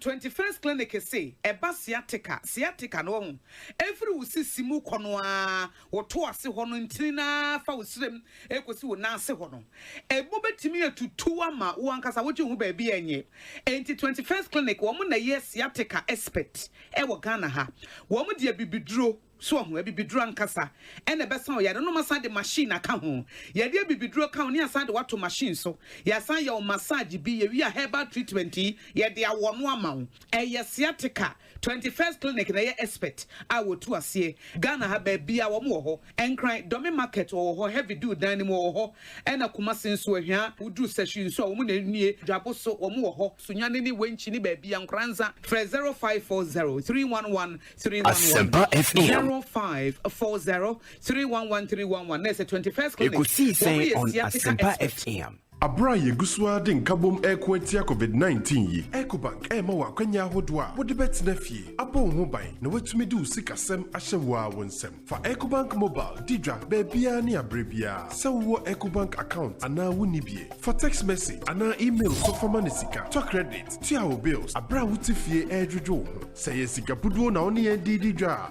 For your internet banking no so. Ecobank QR code ma okwan ma ofa abefu siketua kwan so. Etua niema no dwumadi Worker, one for Sikapotin, Entia, Chi Ecobank Mobile, and Neya will Google Play Store, App Store, and I am Facebook page, and now Bosta 770 hash, and will phone Biaso, Nasha see Didra, Ecobank, General Ho, Kaisa Obama Quine, Adaunia for frontem, Eata Horo and Sa, and Afi, and phone San Kikoenim, we hear Mwebia, Fre Ecobank Contact Center, or 3225, Debia, and Yabrebia, Wuntiashi, Tnefina Bo Hobine, Ecobank, the Pan African Bank. Heaven, oh heaven, heaven, yeah, back up. Heaven, oh heaven, heaven, yeah, back up. You deserve dream.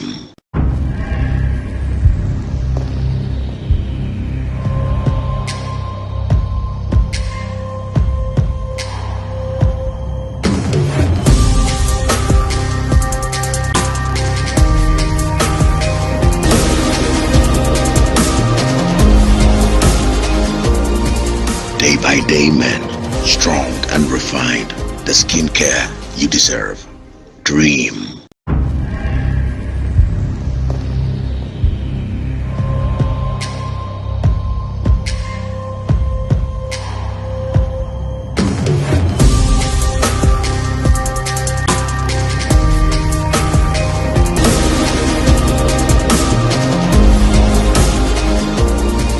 Day by day men, strong and refined, the skincare you deserve.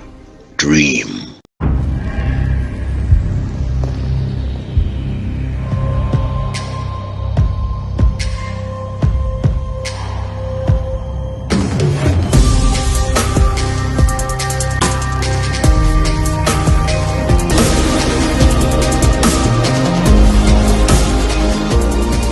Day by day men, strong and refined, the skincare you deserve. Dream.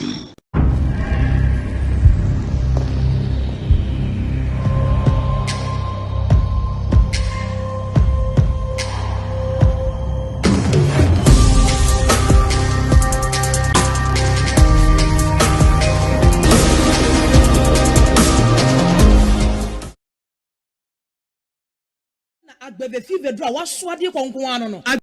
Me belodu bi kra ka ho a me duru ho no mu a me ni malaria eni twaka bia ma yeso so jani a wo kwa kon no ma fuma akode apreko Agbebe fever so de eni akode akese pa malaria bia yi ni ti pe na di ni sunku hey madam fu mbra no wose www yenimu ane yenimu Agbebe fever nim de timi ye na Ghana ha so de kro bie no aye malaria free enti se me tu kwan a na ma boam ho preko me fa Agbebe fever e hye me bag ma sakra no ma fatade a me hye na se wudi ni nyina e kro no yen ya ka fie nso oh sa ha de krom ha de ni afamba sika me ka herbal shops and ebu enuro nso gum kama etitru kura ne agbebe herbal center owo so utuom last stop and after 020-8130-790 and 024-6595-256 agbebe fever malaria sin ho odina o mefresi apemfo abata wo mo manufo ene nkoda wo nimfiedu mienu ebi won ka ho e wo se wodi etwidi mu hwehwehu ka ho ansa na wagye ayarehwe sene oman no etwidi ayaresa Asempa FM. FD ahwehwe saa ejadie nkrato yi mu agye ato. Ekosiisen On Asempa Abra FM. yeguswa de nkabom ekwetia COVID-19 yi. Ecobank ma wa kwanya hodo a wode betina fie. Abo ho ban na watumi de usikasem ahyewo a wonsem. Fa Ecobank mobile didra bebia ne abrebia. Sewo Ecobank account ana wonibie. For text message ana email so forma ne sika. To credit, to our bills. Abra wutifie edwodwo.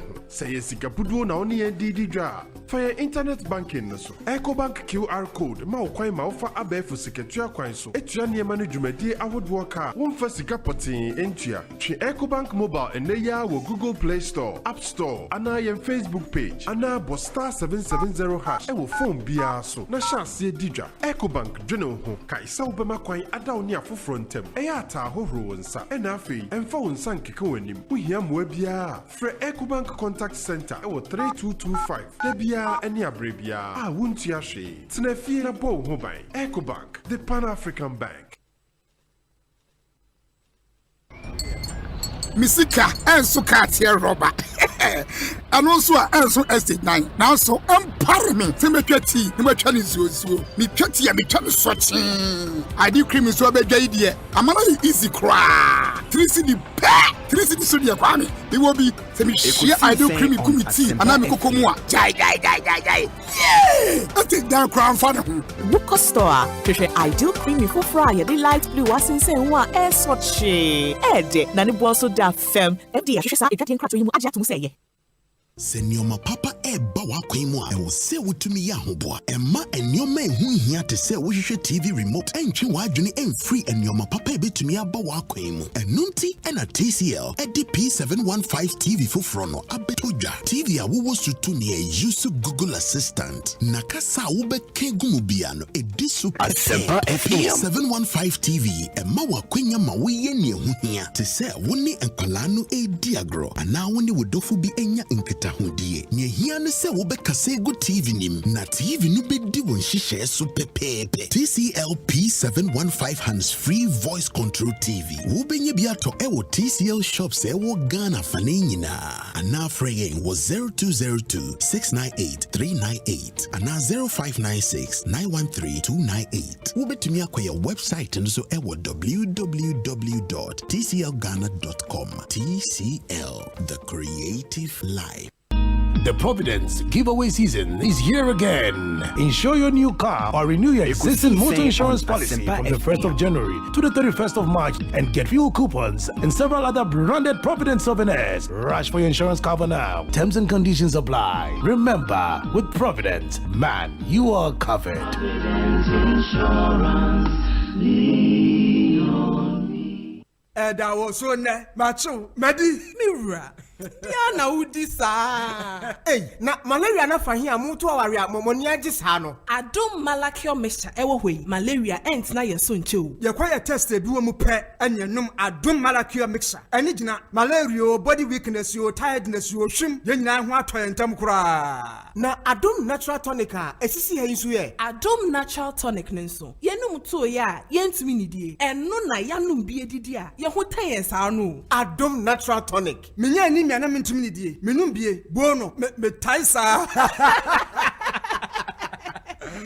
mo ho ayefe pa ene ya mepe biato ni nyina apemfo abatan ya wo mo manufo ne nkwada woni fie dunsia nka ho e wo pharmacies chemical and herbal shops dodo a ko dependable herbal home Medina New Road Greenhouse anane branch e waka so opposite there to international school 024-2223-555 Asempa FM ejadie nkrato yi mu agye ato mu se eye Ekosiisen On Asempa FM. Franco Trading Enterprise. Still, phone Papa Fie, Samsung nie, Nokia nie, iPhone nie, say your printers, mobile phone, accessories. Franco Trading Enterprise. Afa our no TV, digital television set. I this satellite, any ultra panels. Abomuma. Franco Trading Enterprise. Facebook. Sauko Franco Trading Enterprise page. Nasa likes number 100,000. Ayoma. Anyone munija. Sausuna www.francotrading.com. Android app. Franco Trading. Instagram. At Franco Trading. Nani pabani for dosunti. Franco. The Momo pay code number 189480. Your branches on the Bebre Wagana baby. Nemo head office on the Twaya Dabraka opposite Roxy Cinema. Tema. Franco Community 1. One waterworks ne here. Cycle.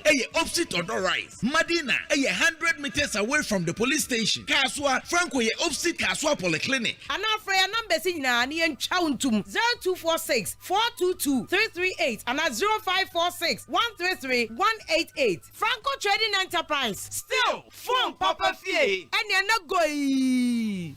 1xbet de wutuminya odds akakrakao sanso de sika kese ma wuji wusika nso a intempem so kra inti bomodia na fa kwenye iso travel bet for 1xbet na wusu de sika pem nivi for 1xbet.com.gh they use the promo code 1xradio na 200% bonus wow first deposit so 1xbet bet BAB wo gambling ho atronti twa no wahwe yie enye ma wa wundi vie du wotwe gaming commission ahwehwe margin krato we atum Asempa FM Community Sports Quiz and to find us all. Yes! Grand finale! Mantem Dunsiana State Matiana say. Now, watching Cruchino. Emumi and one theater more finance in the moon. Amasamai, and the Kwashima. Wamuway, and Eddie Krua, and the Atadia Cassia. That's the Asempa FM Community Sports Quiz final. Ebayani Kanyarija. Basso Meminida, 30th January. Live was Asempa FM. Any Atom TV so. And open on Duba Koni Ashasie.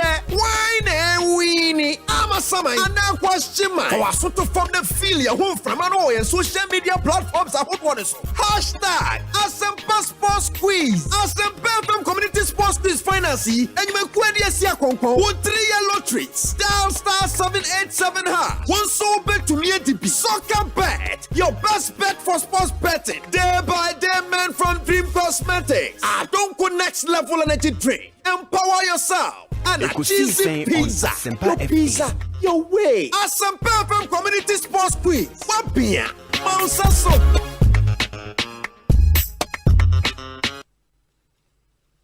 Anytime I feel lonely, feeling sad, only one station makes me happy. When I wake up in the morning, only this station makes my day. Yeah. Oh, Asempa, Asempa, Asempa FM. Asempa, Asempa, Asempa FM. Oh, Asempa, Asempa, Asempa FM. Asempa, Asempa, Asempa FM.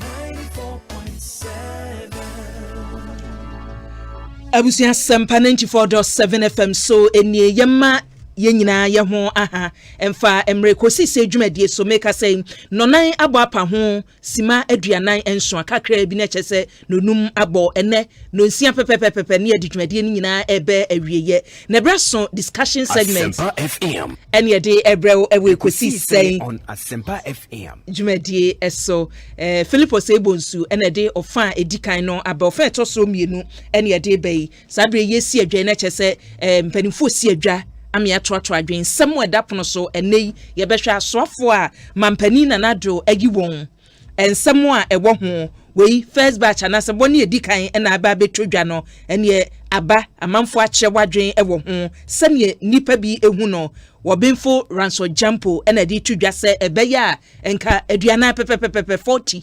ebi nka ho na ese nka mampani di abetodwa nti sene enkrata eba yedi hu adanse se mampani bekwa animu ene wo mmro 85 ne professor Wanso Jampo kan se 85 no enwo so oduru hokora enwo so oben ho 40 ene beboa no eti se be ye 40 ni se bi beba beka ho ene yesi adwa ye behwe sansem no ewo ekosise dwumadie no eso na ye fi mu so a ene Supreme Court asem eda ho no mafimpinu ene aduonu abatro achi manson ye da ho no mo ene NDC amanyoko no enra wonumu enya de wadansefo anu asem no wakuchie e de koma mpanimfo anasa enya amaso ne omu ane se enya amaso se kura de ne eba ne se mpanimfo se stay of proceedings na bode ekoto so na chesa asem no kura no ma yempem enkwa animu kosi se wonumu ade se de abode atudwa se ye review no mpanimfo be ye ho adwuma no owie so a permission a wose wo hia se wokoye inspection of documents no so ebenya ba so sem maso no ni nyina mu nsem eti na abusuan nsem no de ebigup no so ya be don hwere baako ene kakra achi no ya de besi adwa na ya hwe ewo ekosise dwumadie eso unim se covid no so eda so abom ene ye bone a ye kire wo bebre ye chi bi still ye chi nipa ni bi no obi asa de ne hwene so saa e de na mu asi abonten no woko eti minima de kura ye pese ye hu se so kura de doctors a ehwebone a wo yare e wo hospitals ahoro na ma ho kwan se ye timi twa eti mu a first na mo ka so e na ye hu obi a wonya yare ni bi e na ye hu obi a chese wawuo no sesei upe bi a ubehu videos no ye wo bi eti wo de wo abedi achinye no ye bema wo hu nipa dasani a wodampa so na home kura no wontumi enhome Ghana ni wenya abrofo no de na edika na ye de cheche ni bi we ye Ghana fo eti abusua behwe ni nyina ewo ebre kakra ye ewo ye nimu no na mini amema mienu na ye ni won esi adwa anwumrei ene fiada de onse ebi wom on Asempa FM NDC amanyoko no Deputy Communications Officer say regions ni eche mu no minim sa ya bunu east bunu region Deputy Communications Officer National Communication Team NDC amanyoko no oka ho Erica J ewo fia sei sada so na bunu region ho no mo a ene ye gina bunu region ho no mo aso MPP amanyoko no dwamtani ya boda wano eye chama bronye wonso ye hwe ni nkwambafo obebe fia na chese ye ni mpanimfo mieni ato aso abusua mi din akua boachewa yi adom wo fra mi ABY mejo so mamema Erica kwaba na ye nkaja enwumaseda so de ye bi emanyuma eta ye chine agbeve heba center mona soap mona cream ene ye semna papa asa wodi dware ankabone na ye fi widie mu wodi cream ne so srade a so honam sardine na wona wosene no it we together as one agbevada roma and ye so to last stop e hono ma na ya sabia kese no wo ya hwe bi a wo de be ko so wo be som e de ama Erica kwaba mejoso me mo afinhia paso ya me ma fipan committee bode o nyame adom nhia na ache sa ye me nhia tete ya chepa se Asempa FM Ekosiisen On Asempa FM afi mu ne nhia ye wo hu yesi afi mu de nyanhia afi etwa mu de sansa ne yebekọ abatru nim no sa be na ma charge den no se ya to awie ya wi aka kirasem aka kirasem na brunya no hu so me de enkwano na ye hiame se minya nkwano de a eso wo nkwa na wade ntimi dikan nya nkwano a ne mahu sani aka bia no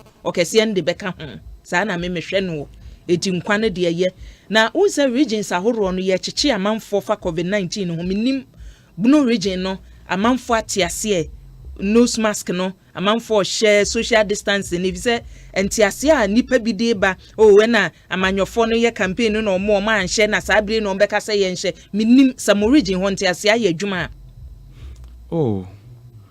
dedika mechia Asempa FM tifo nyina na mamo bibi anso afinshapa emse isi afimu we ni de dikan a meba mo platform is ena ye to abanso wie no ene na ye face dia Asempa FM Greater Accra me kwa Adom FM na masen ba Asempa FM woni edikan a wa ben on Asempa FM e kwa kubu ahia still na onyi niti unu aswalande chama kwambafo abama mamema na kwaba na afi yentinsi ye preko eja kwaba o microphone ma mama akwa baby o jakwa mejoso aba sese ube sinaba onkwan ne kwan afa so hye o mask no aka put yankwa wa mi pa se obo ho ban se ni kwan se tokuri daba bia ene emia ha no Asempa FM menya me se hwene na kampe unya hwene na ngasa sesa na utuetu ana ado wi se hwene ni so ana da bi ma ho se ase emwa no betima fa ho o da bi o mo fa ho ya sanitize ha nyina ne sese ye bia ya your microphone ya uti hu se ese unkwa wo hye u chamber ho ona waje na ahyem ye hwebo no region bibia yo okay there ye mfa se da matwe da mponko ye da nyame ase me bisa Eric Asembi fa COVID-19 ne sene mo region ho no mu esitie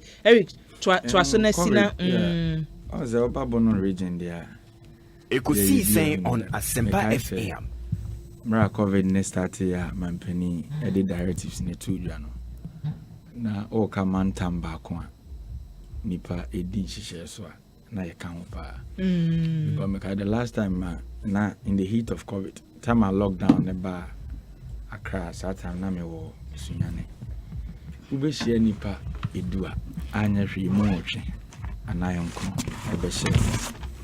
Mask na mampani kan wasem no and na no so san be ka kire say yare no baby edru no emu ayeden nti ye make sure say yin no obi abebo na ho ban na hu say o masan kan ye omo ho a nhihye no ye di so madam say enwie period e nti ye besre COVID no nra me ne nkofo obi di nkomo otidin no bi ne ese COVID ne ku nipa na na wo bi so ho say wo ne hwan akese because a ban is a COVID siketi mi tonkwa say nipa na konko onumpo ko na meneo o meneo ayeti imbalance your diet de ebenya bia edi obi regulate aduane a odi kwan obefa so anya strength onumpo COVID ne de ne ko enti e bestre mpenimfo se ano ayede he no krenso because obi ya onya Asempa FM Ekosiisen On Asempa FM witimu za de ne nafo the best reason directives are president diaba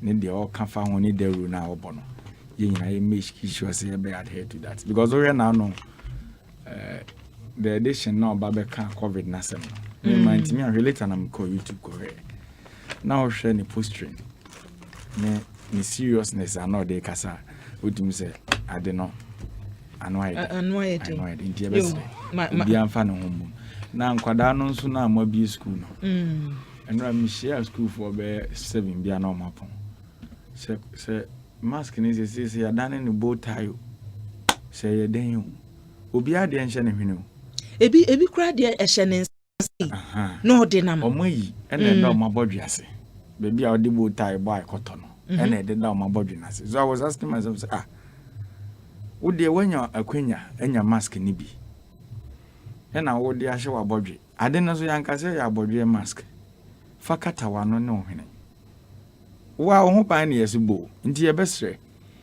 ye nuanu mo bi school amoku school mo no eno nti na school bi na ye den because those were the factors that na man for put into consideration but we ye den e wo sem kwada no kosua de I do agree with that nti ye besre se nhihye a chechefo ne de egu amamo no ene de aban so nhihye o de egu akwan mu a yes stress obi ani so no omuni so eye wa ho ban na wo because COVID ku me obi na kofa yare na ba na meboa yare ati se owi ase bebia for now ho vaccine na ye kasa ba fe ni atisa manfo wo bi odwaman so na no president so ka se omo ye ntotoye na mere ne so se bi aga na so bi bedu ye so a the on baby obe those are the messages in nsema ye peti nti COVID-19 real obi amana ho Asempa FM Kajay and Yatin Kano, Deputy Communications Officer ma NDC Amanyoko no Bno Region, Yanko na Chairman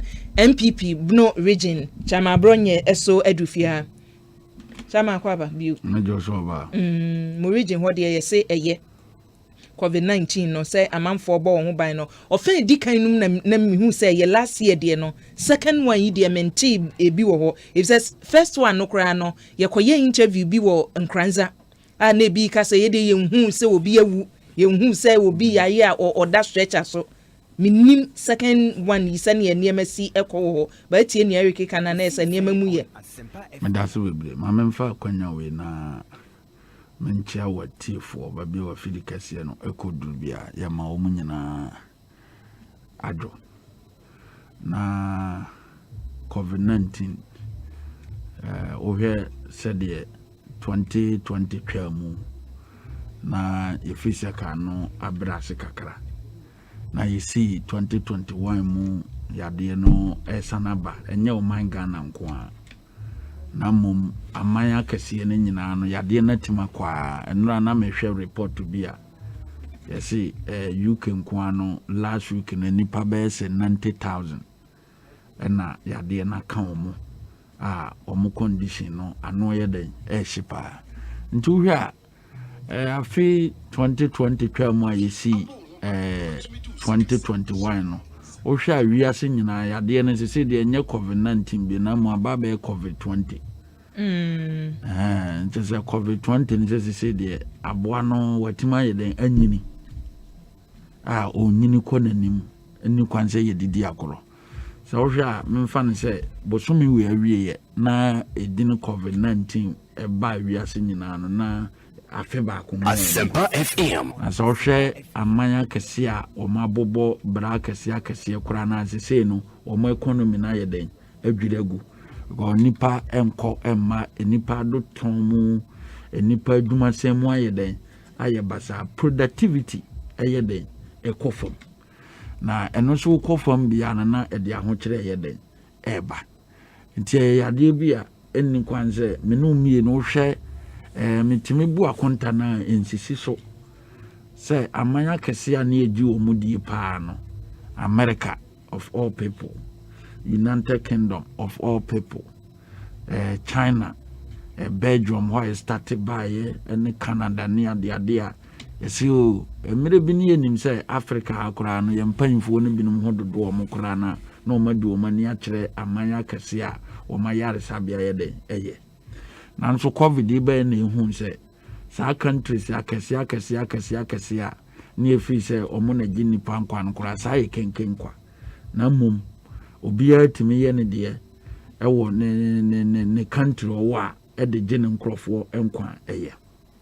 Enti men kase men mantam nko a na omo nhwe omo ho so yi ba bia nipa bia wo bia no omata so free voter region, so free Asante region, so free Western region, so free Eastern region, so free Boni Isa Hafu, Greater Accra, ba bia wo bia Western North Central, Northern region ba bia no ese se wo hwe ho so yi because what ase ne so nya ahodene e de ye adwuma 1 eboa wa nkasa ena 2 ahodene a wo de ye adwuma no so ye de kekere oman enti ye mpanyimfo na e de free emfie dun wotwe ekokosi ne esese sibia no de ya aye de ho a ye betima ye den abo ye ho ban ba bia drupi ne yenyi asodene nya de Asempa FM so kokuro bi te se Japan ya se COVID ba yo COVID ma yo wo mo ne de tete nyina se wo ko Japan kuruma da sa na mo te se 24/7 wo mo nantie mu wo madwuma mu ni ba bia wo mo kata wo manim nti so wo ye ya de we na e ba na as wo mo ne de because of say face mask ne sa niema na wo ye used to dada nti no wo mo na bo mo ban dada nti o ma ye nhwehwemu say ye wear nose mask ye hohoro ye nsaba bi e beduru bia wo ko nipa mu even kura ye private ya na se public no a private place you can private place ya a higher private place but public no wo access e wo ha sei as a bambo course to send me wura hai sanitizer sei mo de agu ha me de kura me te se wo de kura de utimi nom nti wanom so ma so ati mo de aye ha fine ama ne nyina ye protection ni bia na ye de boban ye nom de send you see my hunter swat say half ye display o ben ye de say half no mo de buy o say atudu say quarter no mo de buy o watima ya maswat say de das ye atudu can say atudu enzo say apatese no ne omo mfa yi ne mu ye otoa bi wo ye friend atudu uni mu pa say ma twa beda Wetwa na se waton wana oh my twa be akwa be so me pon school me kwa be so ne yakowo fufu adie ne your friend say akokono asase enti minim atudu minim quarter minim half eyo nti ye nyina ye mmo ye ho ban se be ya yade na ebetima ye den atu ase na ne meka ne say ye boban no so no tituro enforcement na omode aba no ye mobile no said ye betima ye de aboa ye say omampanyin kasa say free as ye Asempa FM do onam ni na yia na no kwante ne private car mu kwa na police fu agina masa wo not mas way private car enye commercial car ena so hwe executive instrument na omu issue ye na Ministry of Health issue ba ye na ye clear oto commercial car mu a mandatory use of the nose mask no it was our executive instrument no mo no ye commercial cars no na aja akua boajo atene car mu no appointment no kwa ma me nose mask way o machi wa no ye US nya me de ye nche me ba minim say ye gina private cars bi no mahwe ma nose mask we ni ye US ni waja ka ho ni edoko because no bia na kenkan executive instrument na ye kan wasem no nti where you are not man na sort in private car mu kwa commercial car commercial car we brofo enye hausa private car private car na private car no any assets for public nti so tima no say on hye ni no mask ya enforce ni nyini nsi se ni no mask wa o de na kwa akofa ne no ye implement laws na ye implement ni ba abronya no ye hwana wonko na wutim ba wo private car na mo ye nipa mienu miensa na timu a e wo se mo hye no executive instrument no wa wo gine so kenkana e kele na am say obi a wanyini bia no e mo no ho ban but that to say ye be implementation no amana borofo no na se ukokoye sa ne se obi kokoma so say executive instrument na ye de baaye no ene ni implementation ne enforcement no kwa the moment obi be court no obenya judgment against abane se pe ebe ma adwuma na nkasa no na ne ya afede na ye den that is why I make say ye nye no in accordance with and se na aban no dia ba se be obi a benya didie ewom na wadi enhyehyɛ no so na ntima boa oman no yo ma me na wase abusua chama bronye ene ya che ne nka no MPP amanyoko no chairman ya wo Bno region na yate nene no ma mensha se mfiri usubio abronye na yenhwɛ mpanimfo a mampani na nado ede wodin abatudwa ye hyase ede afi region din a eba ye so far se wo hwa na se ye wo onmunyamfo kwaku agiman manu onmunyamfo Ignatius bafo awia ewom na minister yayi no for Bno regional utia se nipa bebre hyeda nim no eye hwanya nipa eba ye no ebi hu ni se wemu edi wo mu deserve ebi so yabobo bodin na ensem bebre ne fimba appointments eba ye especially from mo region nipa eba ye no mo ye okay me da se bebre me region dia me yisa ha na me ba bete se wo se ebinum bonye so yes don't any ekoso dabi say menti se obi say why na omo so omo bonyo no so betuma bodin Bno region mami a ombo ni din no no oye dan ewo Bno ebi oye new to you ni dikan ye minim ni se nka ope vice chair onna nka ope vice chair wa contest women's organizer arena da ewo Bno region that time na ye Bno hafo wa contest arena 29 constituencies were the women's organizer 4 years wababe serve as a deputy national women's organizer to the current national women's organizer yema make them for ewo national besi na kran ofiri woni enya na appointee ni pafoforo emehye na nan this year make say no yen party constitution no ewom say ese yema make them for onya 2 deputies. Say you have one vacancy as I say you feel it because my men know your deputy no ofiri honom koye municipal chief executive ewo sunyane municipality enti oye hwan de uduru ye regin aye misasa asem no awugidi so obetumi aye sane maami kumi Richardson yeso mu honom no sade wo adwuma sempafo ani je ho adabi akuaboacho adom FM akuaboacho adom TV ukuni se wanhu a ontimi ntena wadwuma so ani ewo fie na wo ba na hene so the same thing wona ni ya friends awo ba na hene Justina awo ba na hene wona ni nyina amukita the same quality awo ba na hene wona ni nyina amukita the same quality obi aye adwuma so utimi ye adwuma ntono obeye manabroso oh yes because minim say ni change we by you say before sa nsachira ye beba no na obi te say emrahye badwani ma omanfo wo esunyane east olmunyamfo kwesi ame ya cheme I raise concerns bi fa minister no ene ono ankasa ni nua pani ho se sa nipa mienu ne de ma pani hwe no amfa woni ama minim se na ma change ni ba ya na se mu ne se no we no betumi atoa so aye adwuma no e wo region ho no mo meji se omanpanyini hwe na nado danko akofo ado ono ni the sole appointing authority ono obi anche etumi a ekita ne se yemfa akuaboachewa enko sunyane number 2 no onko yensamansama hema aye nim se de ma wa obetima ye manaboroso onu obi anche nti e da sore ne se akuaboachewa na ye betunyane municipal assembly abeya adwuma se MC ya obetima ye sa so no mampanyin na nado danko akofo ado in his own wisdom and an assessment or share maame no ye mama na kwanya e wo man no kambi mamin kambi o man no amanyo semu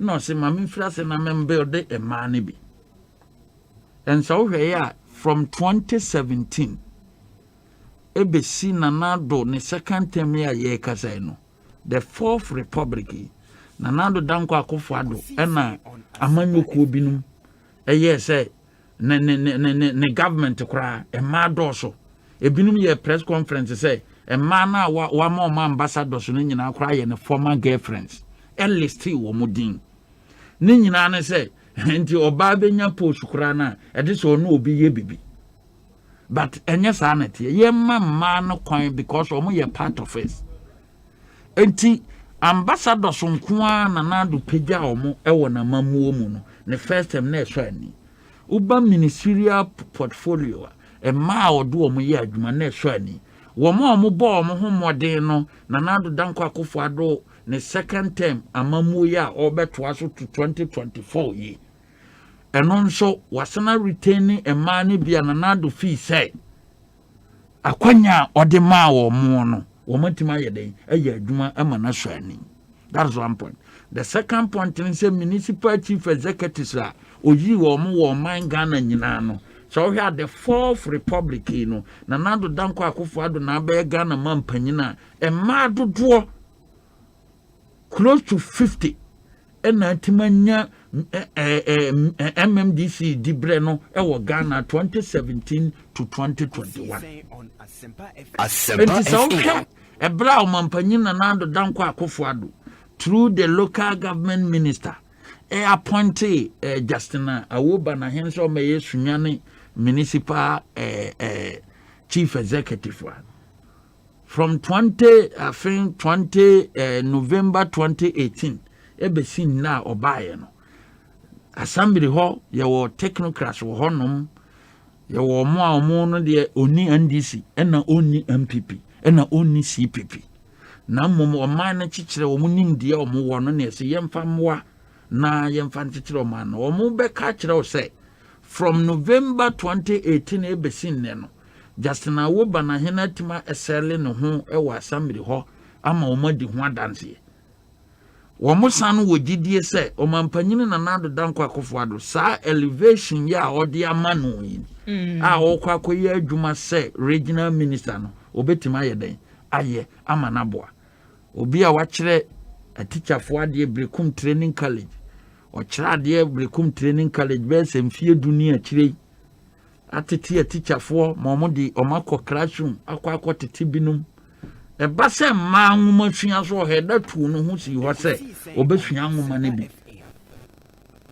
and e ba se amanyuku side otu no ho si ho se the new patriotic party obeye ho aduma aduma manu appointment menyini se enipa 3 cabinet ministers o mufiri region honom no obi be eye honorable aduma manu eye honorable bafu awia honorable Godfred Odame obi be ka se wo madu Godfred Odame free buno okay minim so free buno region yeah wanchi obi be ka se wo maduma ye enso ani ne di kan honorable Kwaku aduma manu o hwe covid ibaya na Asempa FM na ono na contest wo Doma Central anytime bia na adamanu complain say menya kwan enye campaign am se nyame be ebeye because Monday to Friday na adamanu wo Accra 2 minutes bia yase covid ese okọ uye nti obewura conference Saturday no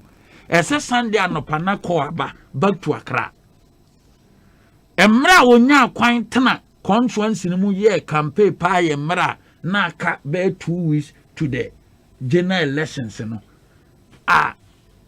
many regional executives no ekoyemo no antimi yi 5 communities say yenye mu aduma in a day ya akosi the next day and say na ye firi ono say afede wa hu say ebeye yi ampa so ye to aba no for the first time and fall for you na okoi no watima increase babia no gina prensa no nyina 4,000 votes difference and this time no watima a widen margin de close to 9,000 votes with covid yini nyina meaning say ko timi nya mere eye campaign and now when the health ministry hono so dia obia bedia dance say emra mu odene no watimi aye ama ayeye samre we na so na babia waye aduru no ehun behia say eniama bebra wa start agenda 111 hospitals apomodin yeden ehia me no ka say most of the contractors are moving to the side so on be frase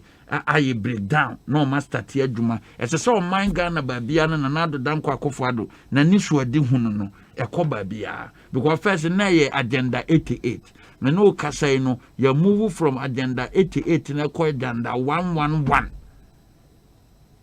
district hospitals nkoa ye de ba beba no amatimamufo apomodin no eye 111 ne nyina ye one mampanyina ensusuye mampanyini initiate no the by na implementation ayeden aye adwuma proper implementation uko ministry of health employment ya ubehun say honorable bafu area because or training or some training labor issues so kakra because when ya training be fa kwana oni nipa be fa so ayede relate ya in fact so dicey so kwakoye mu adwuma you know say demonstration upon demonstrations there ebeba ni nyina be kwa aba no employment ministry asem ne yede ye kan baro hwe adukwana oni labor for obaye no yentimi nto adwumayefo akatua mu kura no from 2017 besin ne no emprebe se 9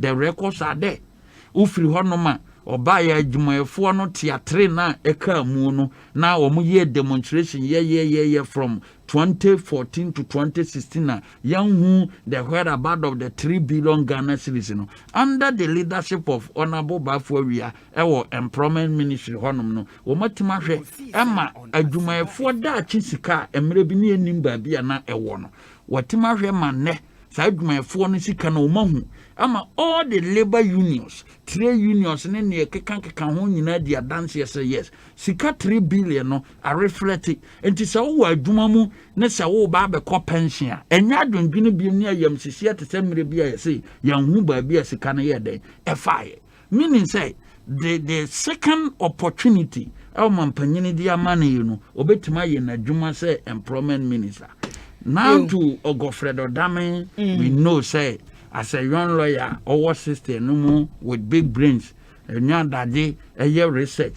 Asempa FM banyina no ohwe case bi obokwa akofesi a ohwe ne honam no ni case na da bia case ni so nchen no ba ono ankasa ye no ho aboa tontom sesebe e ba case ni so nkora menom nti watimanom amnom case akese na eba ye ne nyina ono ne maame Glory Akofo asane so nkoye no cases ni na so nchen no but aboa tontom de ya aboa tontom okata obawiwa obawiwo nti case ni nyina owi anu awi na kankase enkwa nti se wanya akwanya to serve as a main substantive minister no minim say obawi definitely mampanyini may have somebody in mind but consultation here there no so benya nkrofo mbetima boa no na naduma pa one ye maame Glory Akofo eyeye no o makoso ato in all no maka say o mampanyini appointment we nyina no eye superb Nina I have no problem with anybody.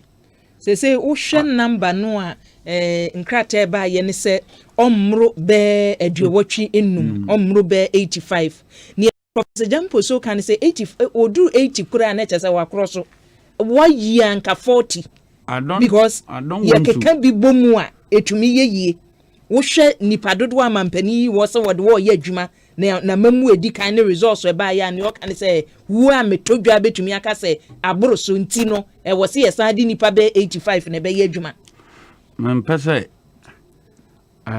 Professor Jampo de kromo obi anim no on na openyansa atwa ne ho na wko openyansa se wo short brains ya ko Jampo ho o short gas ya ko Jampo ho oh ye kan na ultimate kare men kan bi asem me say o pe gas ya to ko Jampo ho openyansa atwa o pe ayi political advice ya ko Jampo ho ni political advice se ni pa foforo ba be kan bi say pe da bi ni de na ye o nyansa chen obi antina friend Jampo no o Jampo on issues no adwenchira wode ya bayi se yankeka ministries ni bi mo say your friend Jampo or Jampo on issues Professor Jampo there be na some of the two dwana nkasa no de atonse ne yeso obaya we yakua we have 122 ministers for a particular purpose 22 and 25 122 ministers 122 ministers for a particular purpose some programs and policies looking at year 2016 manifesto na program bi wo ha e be hia na 10 terms for nti 10 terms for no as I say nya particular ministry na oye saade ne 10 term e de maye o mampanyine emfie nan no call na wieye no sa programs we nyina ya start men fan say ni 85% mu de atima yeyi njo mampanyina hu say 85 de A+. This yenya sa A+ ne de a ho be hia say yemra back to the traditional ministries aye nyina nim say yeti krom hai under the Fourth Republic your traditional ministries ya yewo ewo krom hai no eno na mampanyina back to the table again say traditional ministries na ewo hanom dada obiya ye na dwuma man ye yi no yemfa sa traditional ministries no enye adwuma ni ye move forward enti ya sese ministers ya ministries ya wo honom nyina no ye mu adwuma ye mu adwuma mbe nya aboafo na ebeba no untimi nka nkyere me say a ministry like trade and industry see ye no fota yewura lanchramantin ohia deputy ontimi nko babia ontimi nka nkyere say ministry like attorney general Godfrey Dame ehia deputy ontimi nka nkyere say a ministry like local government. We are talking about local government ministry and how do you call it? Political science professor. Local government. Nkayem fan say Jambo Twenkwan ne be yaduma. Where the whole ministry. O my Ghana nyina here sa ministry no. If we are talking about decentralization, if we are talking about proper coordination and development Ministry of Local Government. And how can one person move from Boliga no akọ Yendi northern region no about Damango Savannah no about Lanergo northeast so all corner the capital so no crown they be move outside the national capital. Somebody must be there. All here actually ayeden amano meboa so far Attorney General Ministry ya can once a year looking at cases echo as say onya deputy or assign so here mampanyini ko 4 pence bra na joga te wo Attorney General no na most of the court cases na lawyer Kwame say prempe ntuda kwaman be poso na ni cases ni nyina na most of the cases no na joga te assign ama Kwame say prempe ye witness be non the court debia because ebi kura na high court case be high court and some men do get to be Supreme Court interpretation on a particular issue as a Kwame same purpose call high court war no so ko gina homa o think as some ministries we no nyina technical ministries then ye can want some a big ministry like Western Housing na say political scientists open politics munyansa omo si yemisa omo ya ye call komosi suku kwaye politics ye de yanka ho omo no ye legon de ni bi komosi fo de ni de yanka ho yemisa omo nyansa nyina nyankopon ebo ye ba asase so hwe ne nsa benkum na Professor Jamponko an gina ho no say oman ya obetima akwa kire nyansa ye Ghana until ministries akase we nyina make a ministry like foreign affairs. Ye Mr. Professor Jampo, a ministry like foreign affairs. Na mampanyini tu kwanya, no the be the sector minister no echo. Until a whole foreign affairs minister no, say sector minister no tu kwanya, na so be di 1 week here. The whole foreign affairs ministry no, ye ni a deputy wo. Ebe ye sa. Enti woman analysis no eduru babia enye krofasa asem yo eduru babia odi te asem we koto crash wine ni danmu a obetima tenete aka tro se wasem na wo kan enye professor asem we de me kura me afi na master tp wine no me de no mu oduru chen wo krofasa ebinu kan professor yeso yakura so ye kan krofasa utase nti nensam ni bi wo ha so wa tena ne se wo tie ne analysis ya me ye ya na se wo de toto ho na se be ye proper say a foreign affairs ministry yenya deputy local government yenya deputy Attorney General a ministry like education ne wo keke ministries no a ende hia yenya deputy ye no wa keka bi so say wo fa bibi te say information ministry say ya ne wo kan say information ministry sen ye kan ni communication na abomo say ye be government spokesperson say we kasama aban na nye ministry say information ministry ya fa minister fa deputies be mi nu by law information ministry o kan wan say wan hwe laws na e wo ho na the passage of the right to information to information bill na ban you cannot scrap that ministry. The passage of that law no won't mean scrap some ministry in free honum. Unless you will lay another amendment near the idea a long process Asemna all can. You should go and read the law. Information information ministry no at times it obe move with mampanyini. So what you say? O come mpanyini betu kwan a obeba no ne na manfo akasa all kwano in his absence no hon na be ye adwuma. Yeah, that's mesa ba so bi abronya mame Erika Jesu na onto aso mame abusua Kwame Bafo abronya ne atene nka no regional chairman nema MPP amanyuko no ewo bono yadu regional deputy communications officer NDC Bono region hono mo a Erika Jesu mayen. Akwamendase. Appointment ya mampenia ye yemu bi mu de enye ye won Nti say last week when yesu yenya ne ntie say akosra mo 85 to say the namoka. Ekosiisen On Asempa FM. Mampani in person no na 85 na Asempa FM. Na de den. Enya de doso ema no. He in person. Because obekaya obetena konwa so 2016. Yeah, oyine over 120 ministers no.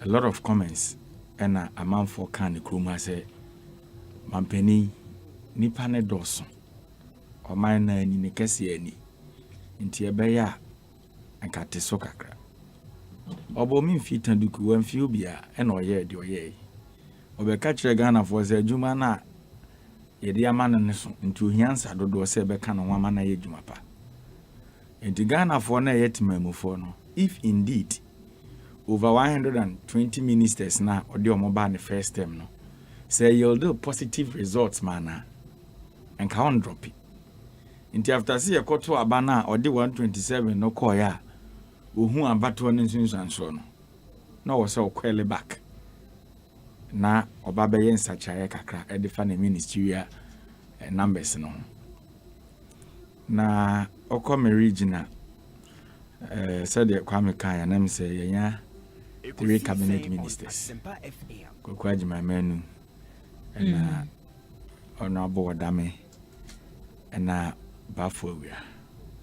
As a region, we welcome them. Because you see, Obi anywhere at the Perconi fear for Asempa Kodo.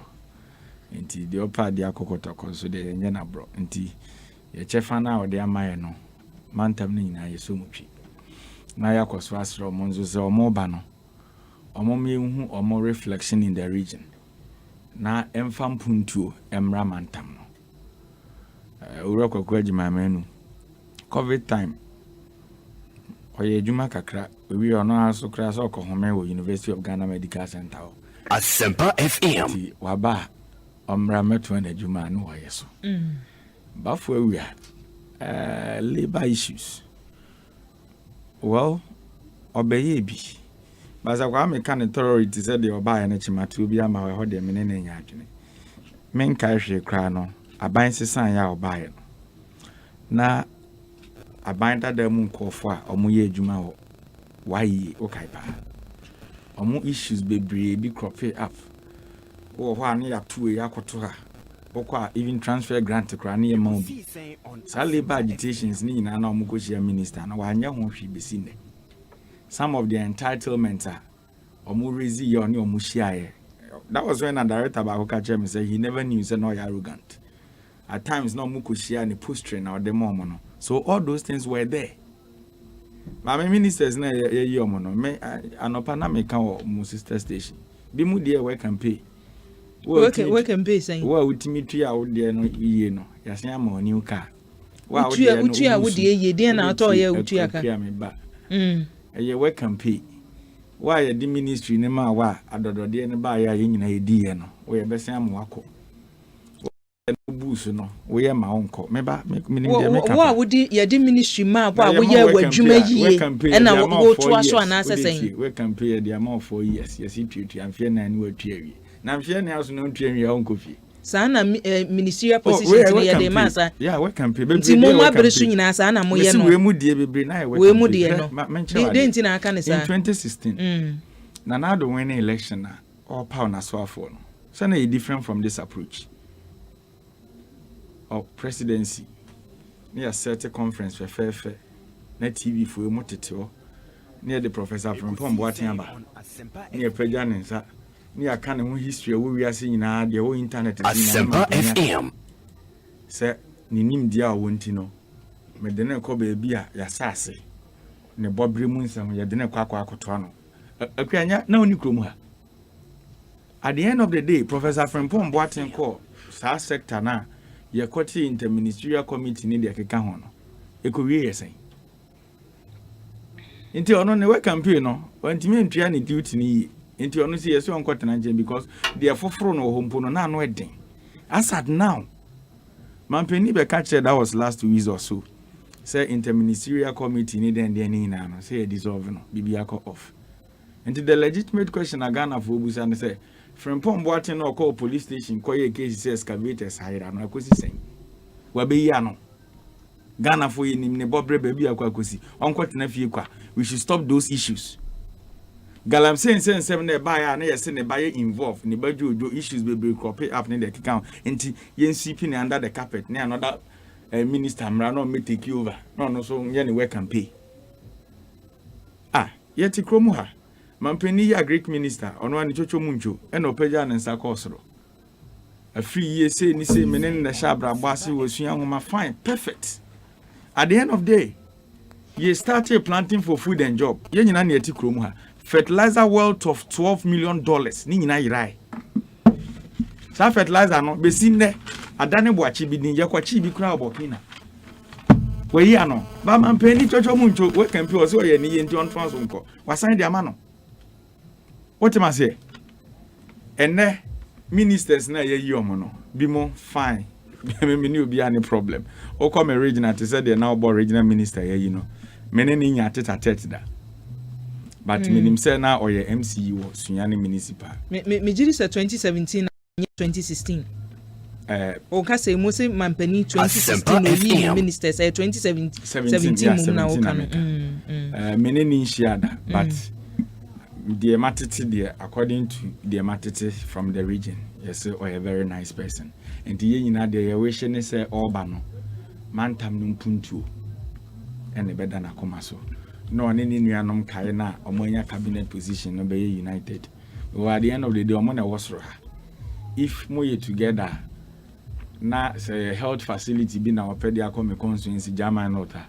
I don't think so far from for na boko kwa jima menwa obe deny German for the same bono na the same thing a issue about legal matters na one senior Godfrey Odamen so ye fine ye nua penny fine into unity should be there na mantam no ye nya so mfaso and some of the appointments nipa ba ko a me hu ne dia manage pa ye Oreduchim former deputy minister education me ne nya encounter one that was last year na nkwada no school sem no posting ne ye replacement no yeah dodo na begu Independence Square no obi free me constituency eba ha na omo frɛ me nti one time me call my sister station back me point na me catch me colleague MPP ni say oh obi free me crew ma ba wa stranded no so over time akona ko hu deputy na ko explain it no assistant bi obetimi ade e dey am so wow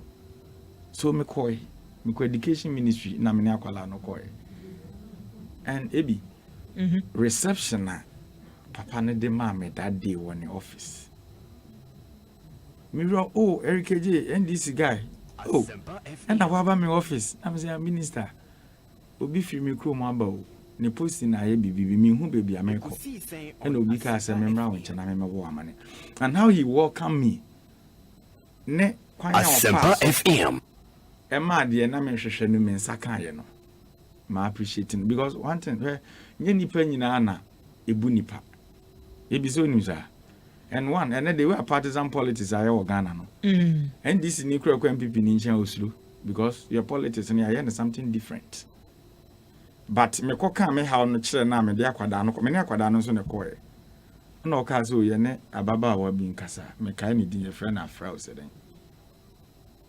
ebete omonka oh me wa na akwada ne friend me say problem na solve and is such a person or wa trema nipa and a teacher for ni school for ehun adwuma ye no so ni nyina ehia abotre pa se wonye obi o wa abotre na opopo ani kire nipa ne de keka because there was a time na ni odi obi ba abontia na otetima teachers it wasn't fair but so we do twim betena se na se bi o kan education issue otimu se onim de o kan o ye vested e o field ho enti me no appointment ba ko a me hu ya eye me de pa no ye be san so abompa ya ma ne se baby a hokọ no ministry ne so pa ejuma wo hoso educhum die ya na say after implementation of the wholesale free SHS no ye nim say challenges no da bia ebiba enti ni nim de na wo education sector no on famra na onye team player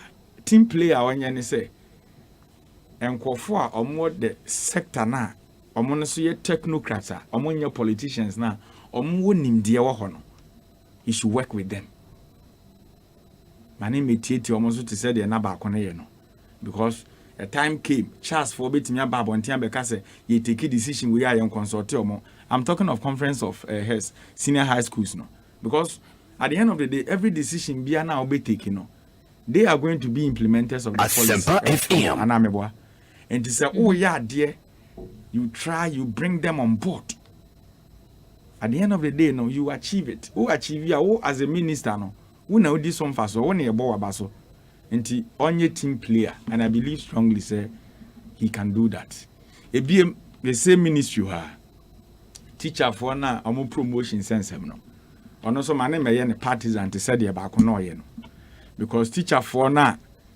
pay promotion no you do baby there now onye party bi ni a promotion kra wunya complaints by but in now you're an error as a teacher for cross row minister headmaster row minister but it shouldn't be that way. Yes. Oshe na po e was a ministry ho no mo a. Sane ye toda dede ni dɔɔso wɔ Ministry of Education no. Na bresu ne dɔɔso sa. Ama from a strike wo mu yenti ase wo. Oti ni bebre wɔ na po abresu. Intimidation is strong no. People mellow. And you think Uju say teachers teachers nim penifo mo hye na ase no. Intimidation ti o man kasa. Under no education. Headmaster chere na adwen wo double track ho a ye ma no kotene fie okay presec here wo greater Accra here se la presec okay dey see wo eno enye GS for mra se wo be kasa ewo bi nipa wo so kasa so chere me say headmaster nye GS for nchehye ye and the headmaster awo sunya ne senior high na how school mu ho na akua boacho ayi adomako ho na wabusa ne say master sa na ekura se ye ka no nya master dear na wo ha eye how na akua okobie na no ka asem a does it call for suspension and other stuff but enna mi bisa say no ehyaase wo na po abre so teacher for na etie me no education workers ni tie me and I know where I'm speaking from. So what I want to tell you is that vindictiveness Asempa FM don't normally bring positive results or outcome whereby you collaborate with people, whereby you team up with people. Because Fatu teams the way sector minister always you dominate in Accra. Oh, anameboa. The AC wo me constituency German North no. Unim de ekoso wo ho. But so no district directors, ne regional directors, ne ye adwuma in a way obia ka na asem a. Wotimi address issues. Into ready twimi ye besre no. Education adwuma wo ho pa. Enti ye de na eba no. Medical akasa no na appointment me hu ye manager or a very fine gentleman. On make sure so be a team player na obi a kire na adwen said e be ya e be ma education na tumpon because e bi nyese bi a ye say education team am bisa na ye kone sa no at the end of the day ti we yare ya pa se wo hu wa na onim se ye wan enye de e biem mi hu se mampani appointment na aba no wakai mebunu ni bi me hu menua Samuel Abuginapo e wo mu asenso honorable ononso wombi on say mre bi atwam kwa under Professor Mills ye start here na ye di menua penny a black kwamo ni mabunu ma ne bo amamo start here di omo ba no they spoke a lot and emamu a wonye adwuma da enkweden utie me pa and I'm telling you the gospel truth say the likes of Minia Felix mo a black kwa omanemo experience o magada ne no obi wo ho a waye politics 50 years ni onyai because o ma mabunu no kwan mo 7 tema they gather momentum from there and every penny a black one so ka foreign affairs issues you know how he articulates meboa ye ni as deputy education minister no oh na krumanya for society organization shibu na biaba and o sakura dodo obetim ne professors they spoke a lot but he delivered. And the ministry or the black I want me handle. Minim sector or the fellas call want me handle. When you know your kwanya, yeah, ma mebunu no kwany. No monsu dear be in the party because I'm telling you the gospel truth. Sa mebunu ya make on masemundi and now call your party no more. their pillars in the party, their contribution, we feel when ye. The same thing, and I am able to so I watch you know. I'm also pave way, you do much yes, so and also no I had there. It's your more who say. So far, obi to say a bujina po, or far obi to say asenso, bantam rashebe, Jeniaman for kind of ministries, you know, a so chain or money, who say is an opportunity. So move somewhere to me, keep up one me uncle say, me say, so be my word, a challenge in the amount. What I say, inti, dear woman, as a bit in any person who say, we know me. Ministry bit is lands and natural resources. Very broad amount for Akasa because over department shall say and yet adequate. Because Galamsey in our hobby from what you mean and almost a hobby. Galamsey, you want a tier to say excavators, quite forest amount for to seem a deep bonny boon and the account. But you're the Juma mount. Now your principle. Now him say ni pana wama we Juman would him be woman or the amawa. I don't think say you don't have any locals to disappoint the person. You name say original for one mampeni anantiache or nakwada one nanantia. And you know the name the one who anymore or say that ministry no bet me a handle her man because don't forget say a one ministry I'm a president who found the problem in the country and I'm a the same ministry in a rosewood ya band ni chapter okay. The same ministry ya Asempa FM. Obekona ni page na mfimfini ya Galamsey. The same ministry ya te Galamsey task force no mu nyina ka ho community man ni nyina jigui. Ento ye babunu ene ye de ama no. Enti ye nua pani ginapo. Ebi a wokono it is said ye am elective mass na wo mass wonya ade. Learn on the job. Ni nyina no ya na I have a belief in so say. ABC amount to me. Ministry ho na wokono chief director mo ho na meboa ye won kwofo bi mu a omo no nya amanyofo omo ye adwuma wo ho acheyie enti se wokona bro ho ase na ogi obi adwene a na make team players no you can excel. It doesn't matter wherever they will take you to. Macron abemu aye obedi France man penny ebi obedi man penny no ni 30 something years e wo France but on my France nyina nya gidie woni mutu abama no. So Jinapo was served as deputy chief of staff. Mampeni who said Najimo here and I saw any. And our promoting is uncle minister for lands and natural resources. And you are not so confronting it himself or barber sumo my Ghana. Namfaso diaba. And mini penny as and so watching so no. Or no Mampeni will be an himself and darling boy or nena or no so any deputy chief of staff. At the end of the day. Because I say time I know more call more contest and some of us were asking legitimate questions say bia NDC about him na Urama Hama say Eric Mrs. Suso obetimi I chief executive or NPA and also obetimi I deputy chief of staff na the same period na mfia na ne beso na obi adwan so obi ekopa NPA di ebi utie mi pa. Sometimes na memu ane yesa no. Me na me busa me ho a lot of questions because a whole ni na opportunity a odisua de. Now the perfect Asempa FM. Omunya gidie said they have to represent their party in parliament. So asenso call your wene into when disappointment penny. Gina poko e da mango me dey surprise me pa. Why? Because ni mo anke your majority of parliament and okoko to mutawakilu there. Yeah. You and you know, all those appointments, you know, it sounds well, but also surprising me being. I didn't hear. About to Mammy or two or Casway. Ne one is dear name one. Na Obia ni perhaps was young. We a leader, Yamompona yen be an obit me for no Acasus young. And Ocasa been now canning me, no corner was so such him because I could have one. Na what me akotwe to public time aye registration poi unim says asem no e process for nsem e ye wi asem ye hu ne poma sibre won hu ne poma enti anu nti na wo hu ne senka mo so onya appointment won say ade bi wo ho a leadership by example there wo ye MPP ni bi so wo polling station bi next election by all means obebo to onim so obotu ana na adoba otiminya minister ya na say eba 20 years time mama na wa say me de manu si for you de mama kakra me de manu si form no so far Ebefa ne sa na yebesre this time around no more ba no vetting panel no obi a oba amontoto na no yie ma me pa finance minister ono so another problem finance ministry kroya ne kwatena se koye ya yekofa Japan de keka ho nyina bae se nyame atom NDC is strong or parliament nti Japan amampani ka se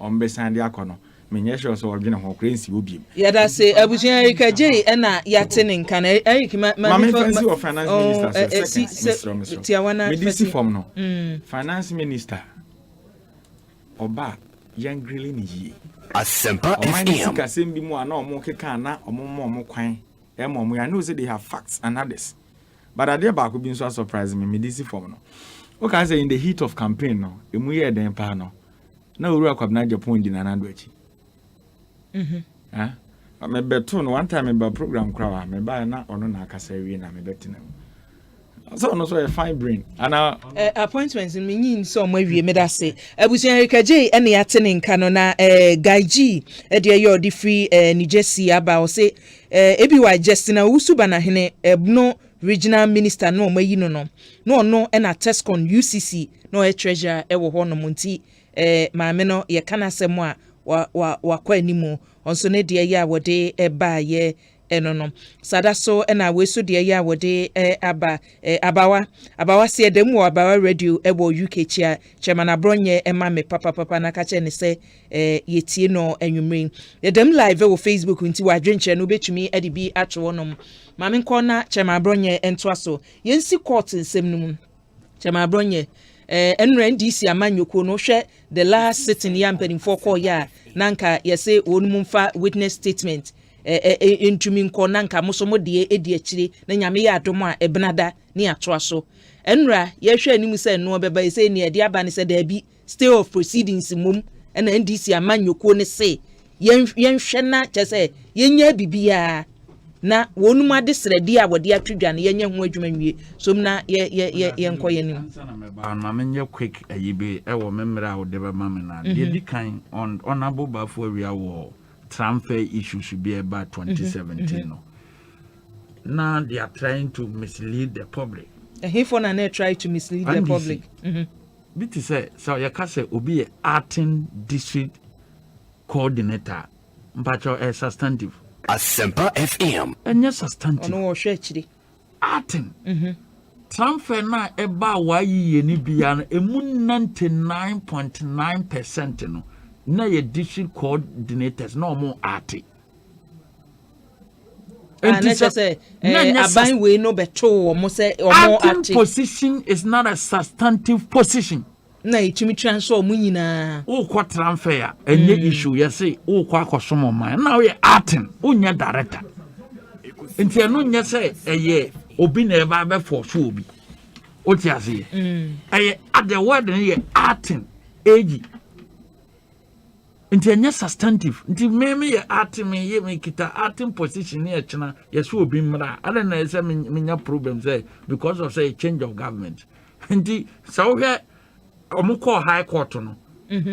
Why ye appeal court of appeal. Omuko court of appeal no. Interpretation of court of appeal the ban say acting position and yes substantive.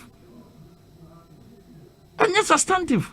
And to amato omuhwase the court of appeal ruling no clear. Wo honom. Nti ye nyina ye nti ye ho ase say obi nye director na ye Jeffrey na mo ate if you ate ya yetimi transfer yetimi confirming wo so say and they are subject to the discretion of the CEO say ada so be confirm ye wo omo ye nya chenchena wo ye ate na we should confirm you there's no law so wo ate ye confirm o no yetimi ka say CEO bi hwe akire ate ye ho na ye de nipa foforo aye den aba. Nothing prevent the president, the CEO, say obi ati, obi a district director, no ati a yedi nipa fofroba. Ye nyina we ye niama ye hwia ye nim. Ye mo man ka say because of politics intino. Ye nchire mu ama amanfo nyele ente asiye. Professor Boating issue no me gidi ye say Asempa FM. Eric nim say criminal matter de enwu. Anamebwa. At any point in time, so akwako ye case. na say o kofia eno nche so de asem no kofi eno nche so de asem no kofi onwe evidence ye nwe criminal matter is a criminal matter entimi ngu natural death and the fact is say Professor Frimpong Boato report two cases as a Minister of Science and Environment. There is somebody coming there. Say see before bedo mo docket yem nhwemu nyina wia. He can only Frimpong Boato betima serve other as a complainant or the prosecution witness. It is the fact so Kofi no nkyerɛ sɛ ordinary evidence kwa see before ntimi nyɛ enyo madwuma. Now promotion yes, GS for Mogalans, you know, so I follow. And they have sent something to Parliament here. Woman, they say, say from 2014 to 2020, a teacher for Womuti Asempa FM, a teacher for no more a way to a more promotion, no, close to 40,000 teachers. A woman ya twen from say me promotion aba and nobody question say omo yen on political basis na nado danko akofo ado ne honorable napo in their own wisdom not na say no mo say no ya twen from when mo bi no akwa lobby agi promotion no ya twam this time no if you are due for promotion na it's a so kokotwe exam and last year teachers you no about 25,000 teachers also no exams ne ba 18,000 teachers no mo as a secretary promote to 7 years ago no o ma kwatire exams ayeden pass this time no enye lobbying biem olden days na ne ko hu akua boade age bode je banche ne de afa district director so no wa chechire ni mako kakra ntosi kakra jene kakra de kwako if you are due for a promotion no akochiro nso be just last year and yet first no the previously na lobbying wom aban we na this initiative no bae say lobbying no come this a matters of record a teacher for tie no sanete and teachers now welcome sa aban yi lobbying afiri mu teachers no the not for issue statement I welcome that thing no na grateful issue statement I welcome honorable napo na de no yes say ye lobby ya den afirimu and me kasa me call one of the station teacher ni am no call say that's the best way as to say call dan say obi nim obi whom you know. And on the issue about promotion, no BM, lobby, no BM, let's get our fast. Oh, Fred, honorable Naposi, and I say a document, and they are programs on some neighbor point, or back confirm what you say, and she say for from the Abba, Ministry of Education, one on you know, Wama or Majuma ye, say teacher be, you're saying you school fees, not say teacher need to send a course or infant pim, and you school fees, no, I did my many school fees. I dance here, mamma, and the coyer complain. Let's say suspended head the headmistress, not so by your press conference here. And Ghana, how you be your politics. The moment you nipana ya dia on your press conference, when your political party be then. I support, and you're seeing Nipana school fees. You're suspended, you're seeing me an air free. In a weekend, no, I say, Guni Jare. No, about a press conference say aduane no ankra no nya aduane ni ana ba fast struggle for the records ko say yes serve woman na wotwe we aduane we ni de kwasa o kai say issue no nti you suspend headmistress on that here and no mama a political topic for discussion I baba say he belong to a particular party so call ayi bupe ayi woman organizer wo honom akwa nnuane ma secret court to adinasem and a sentence no and no be a political aduane yem fam obi ba ma me ne ba firi chechen to a man pen kwamfon and the buyer or papa or ma me ni nchen aban so be ma akora na aduane adi na obi ono wo ketre wo hotwe akora na aduane ko market kokoton disika na kom de nkora na sa aban panahye a eno no ma me political discussion akora na ne ma me ni nchen no e na oman no e bo ne ho ba na yedwene no nti sanete oba me ko Supreme Court no so my home matters na ekoso no ne propaganda on the social media. Nedi kan na no mete say Dominic anyine ebra o de interrogatories no ekoye na anye yi no. O say emramu de sa de na binsida. Na Supreme Court na yade a ene 1992 constitution no ebo abira say 2013 ye granting interrogatories na 2021 de ye de sakrata na akọ Supreme Court no abagu na ni emramu eni constitution bia mu. Dr. Dominic anyine mene na chia aye argument bebre. Okay, as to say be compile a new register or not no. Mene ne ye hot argument pa na ko wi akiri nam say ye 3 days. Ye be one particular case na mene ni share na de ka asem.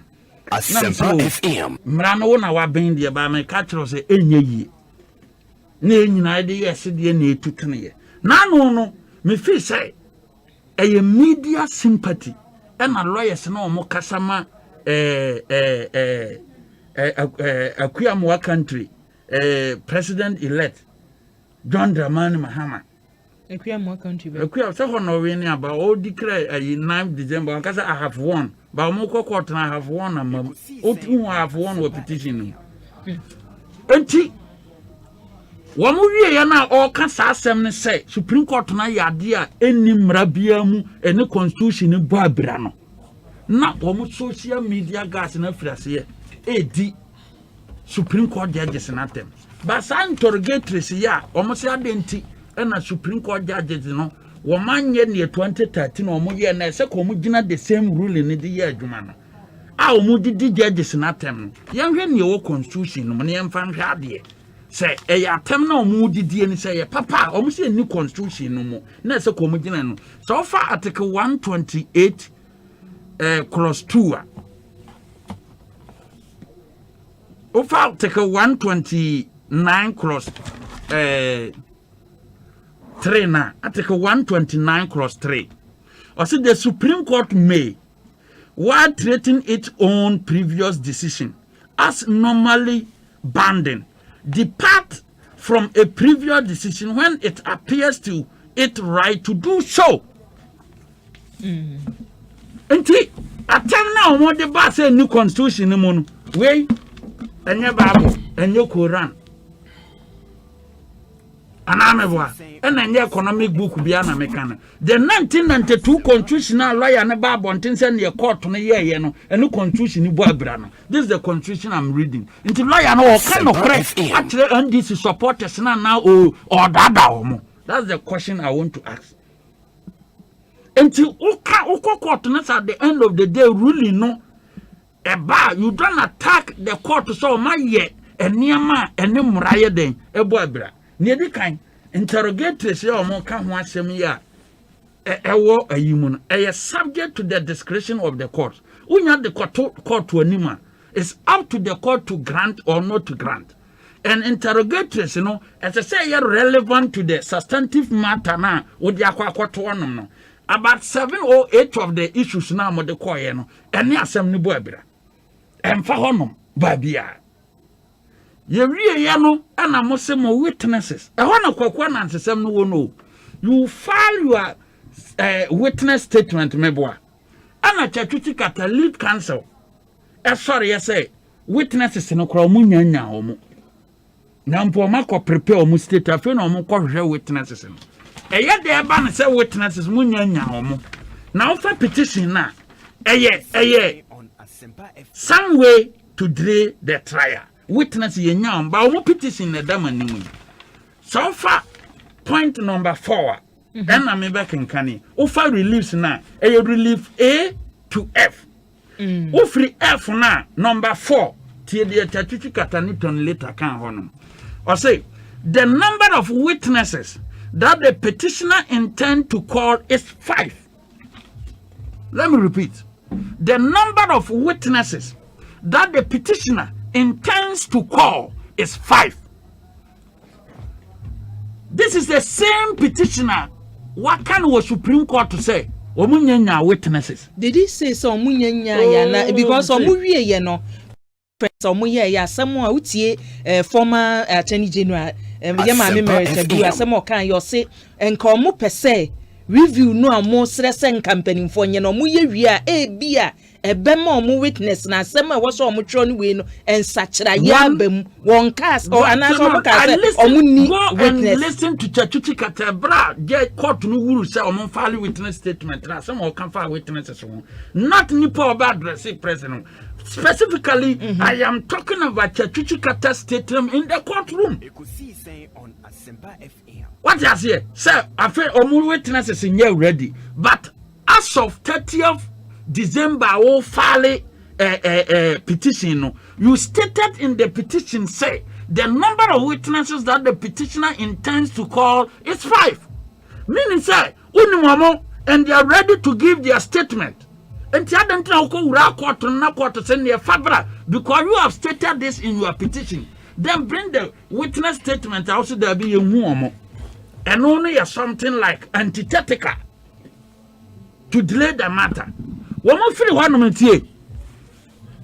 High Court rules. Any CI 16, CI 54 now EDD Asempa 2013. It is the same NDC with the communist mind. They say Nanado is going to lose the 2016 elections.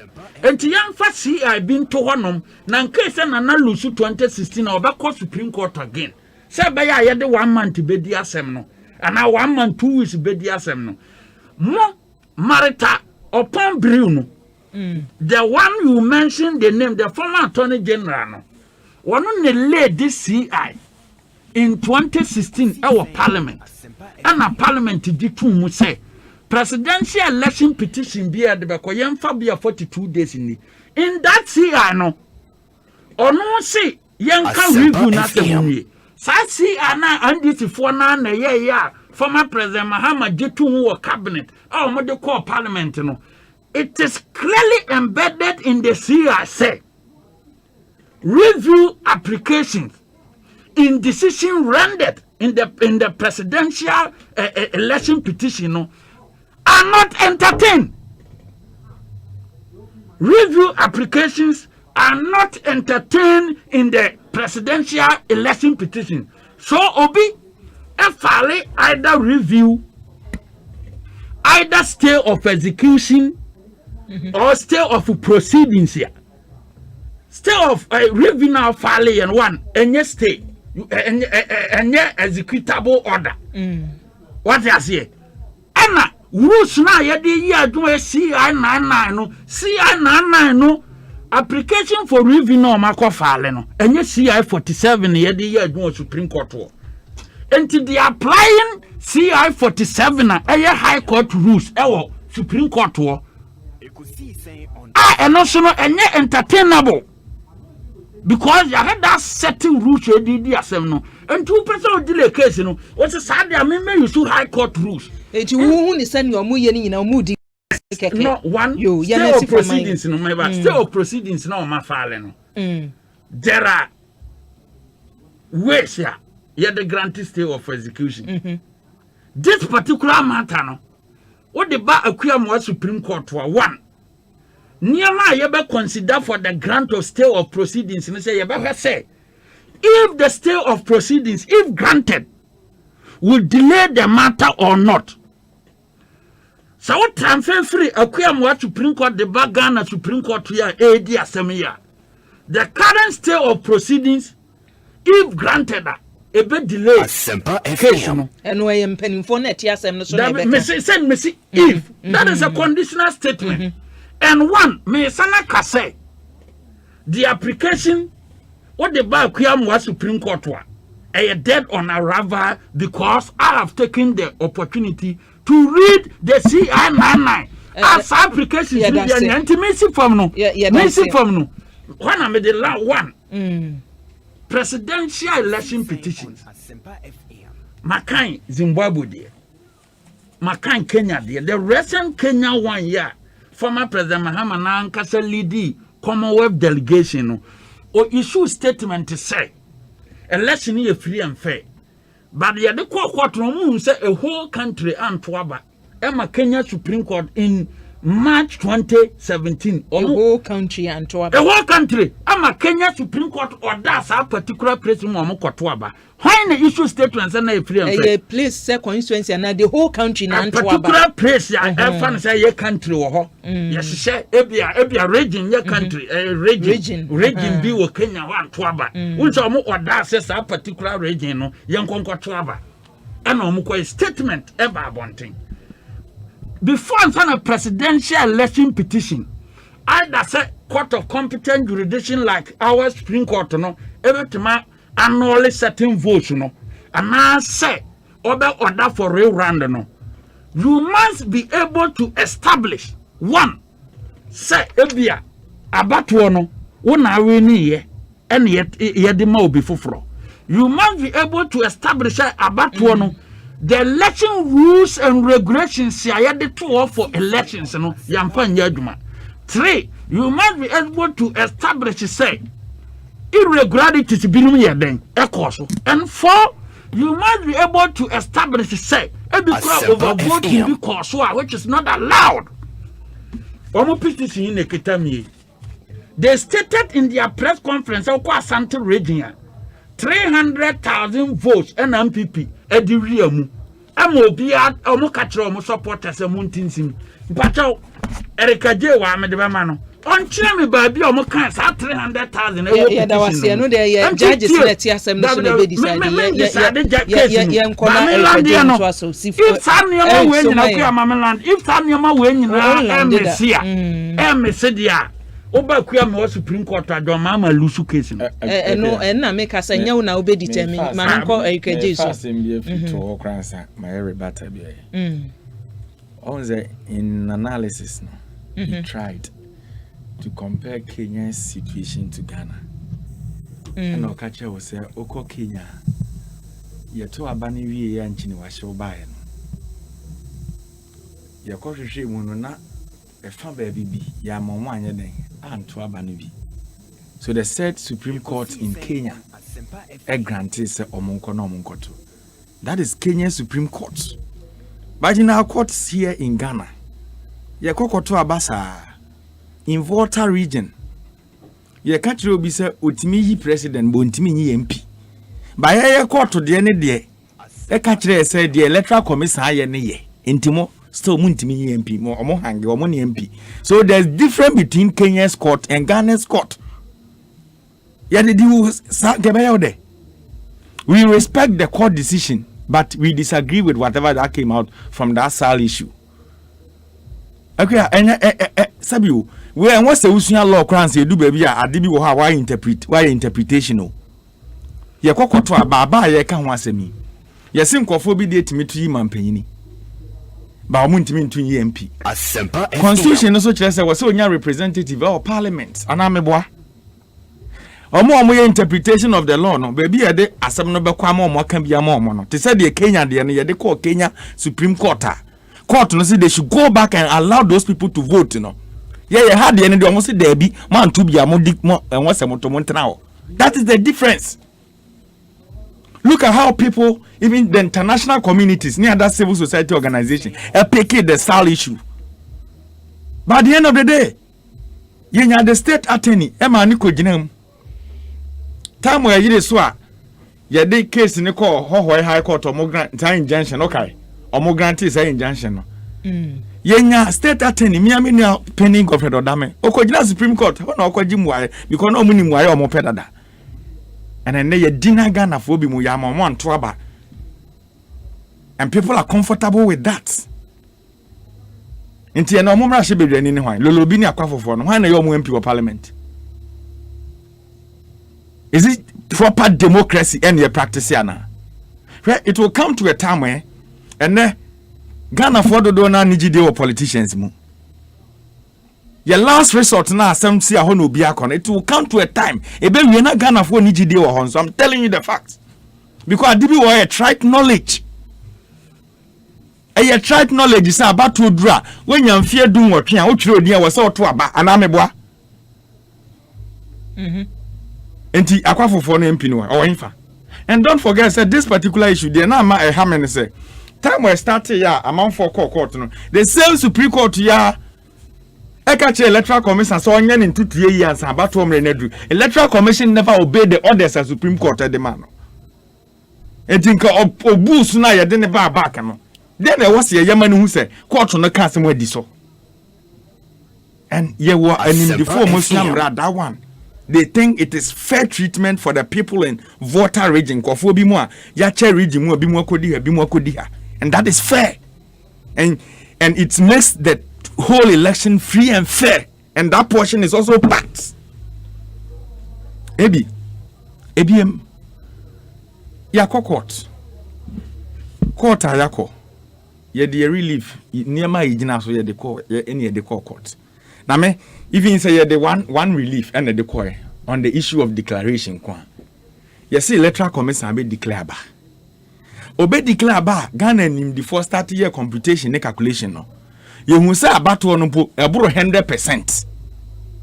Ye wo na commission ne ba bonten declare ta ba say results no declare the chere Ghana for no hu say chimato bia den abam.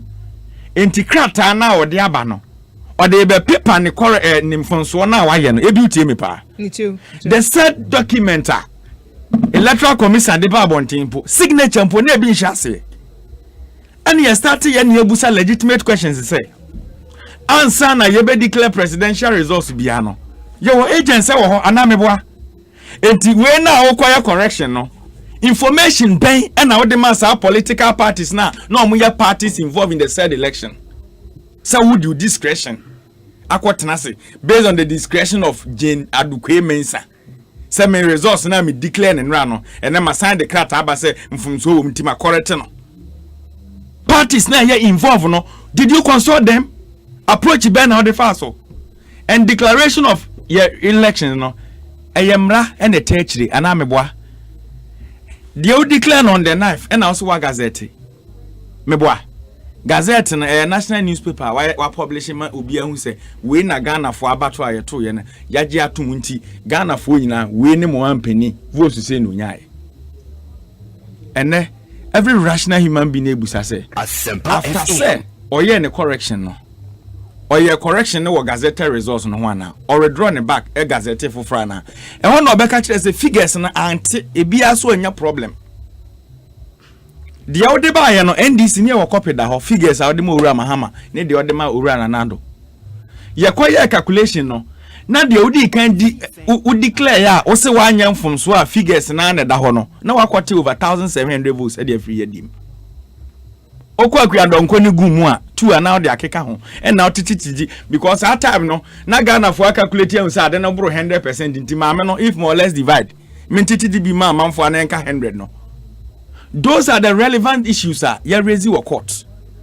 Ye can pardon ho asem minim say kwa me onim the processor ye court ni ye di asem a ye fa so kan and this obeka say mo petition ni ensem a mo kan ye no allegation bebre dey na mo ye nya start asem na nka say the hearing na safi na ye be start enti ya dance ye kire say e bia pardon of votes cause so Ashanti region to say the oka because me minim kra no minim say ye were 12 constituencies across the country presidential summary sheet results was so yeah Electoral Commission here telling no any omu figure no kra anyepe obeko ba bi na increase in 4,000 baby 3,000 that team na me that side me ye ho adwuma bi enti senior we any be hu chale but the court e wo ho ma ye nyina enti ye papa no matenten atemuafo am wo ho ye were two courts in this issue ebi ye were the Supreme Court awodi asem no and ye were the Court of Public Opinion. Into the Court of Public Opinion, minu na otene officer or he case ni bi no. Otimu say Supreme Court say asem we dey ya boni na to agu, but the otifie na onye law dance ade we pa ade nke we say court na grant. So Ghanaians are watching. Because I say it is already predetermined say Asempa say na ekoba court because after say ye to abawie ya na ye nte ye ho ase a amanfo ye demonstration ni de keka ho no. Their national anthem must go to court. Go to court. Yenim de ho yakọ nso ampa.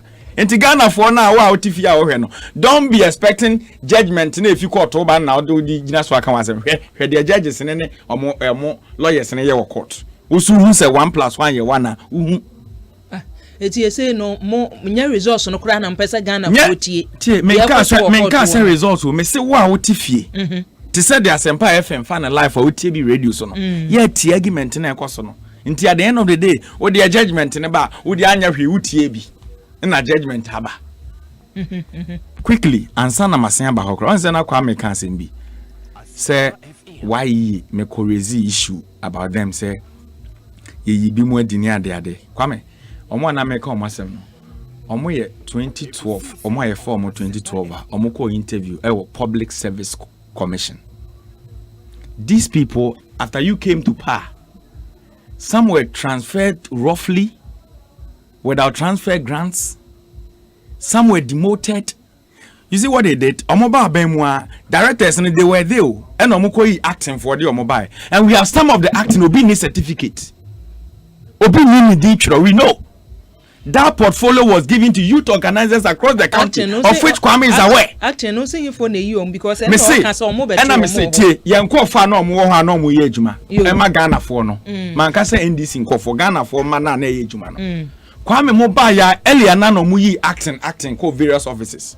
And I make sure say, if you need Bimumpo any certificates. Yeah, why we call tonight? Okay, sir, issue number not Samson, Muhammad lawyer, your Lawyer Samson Ladi. Oh no, dear any mumo. Oh, there be a mechanism. Say Asempa court. Na sabe, nyo bia na betimi esuamra o. Be to da na wo camera no so a. Ya na wo de yi kakra afa ho. Sa what ase? Because when you twa say obi a director office. Na we demote no de obi abe acting. At the end of the day, the public person I see a be protected no. Na pressure about public person so. Are we comfortable in this sense? A BM teacher for promotion once a work no. Na teacher for no mutie mini they know.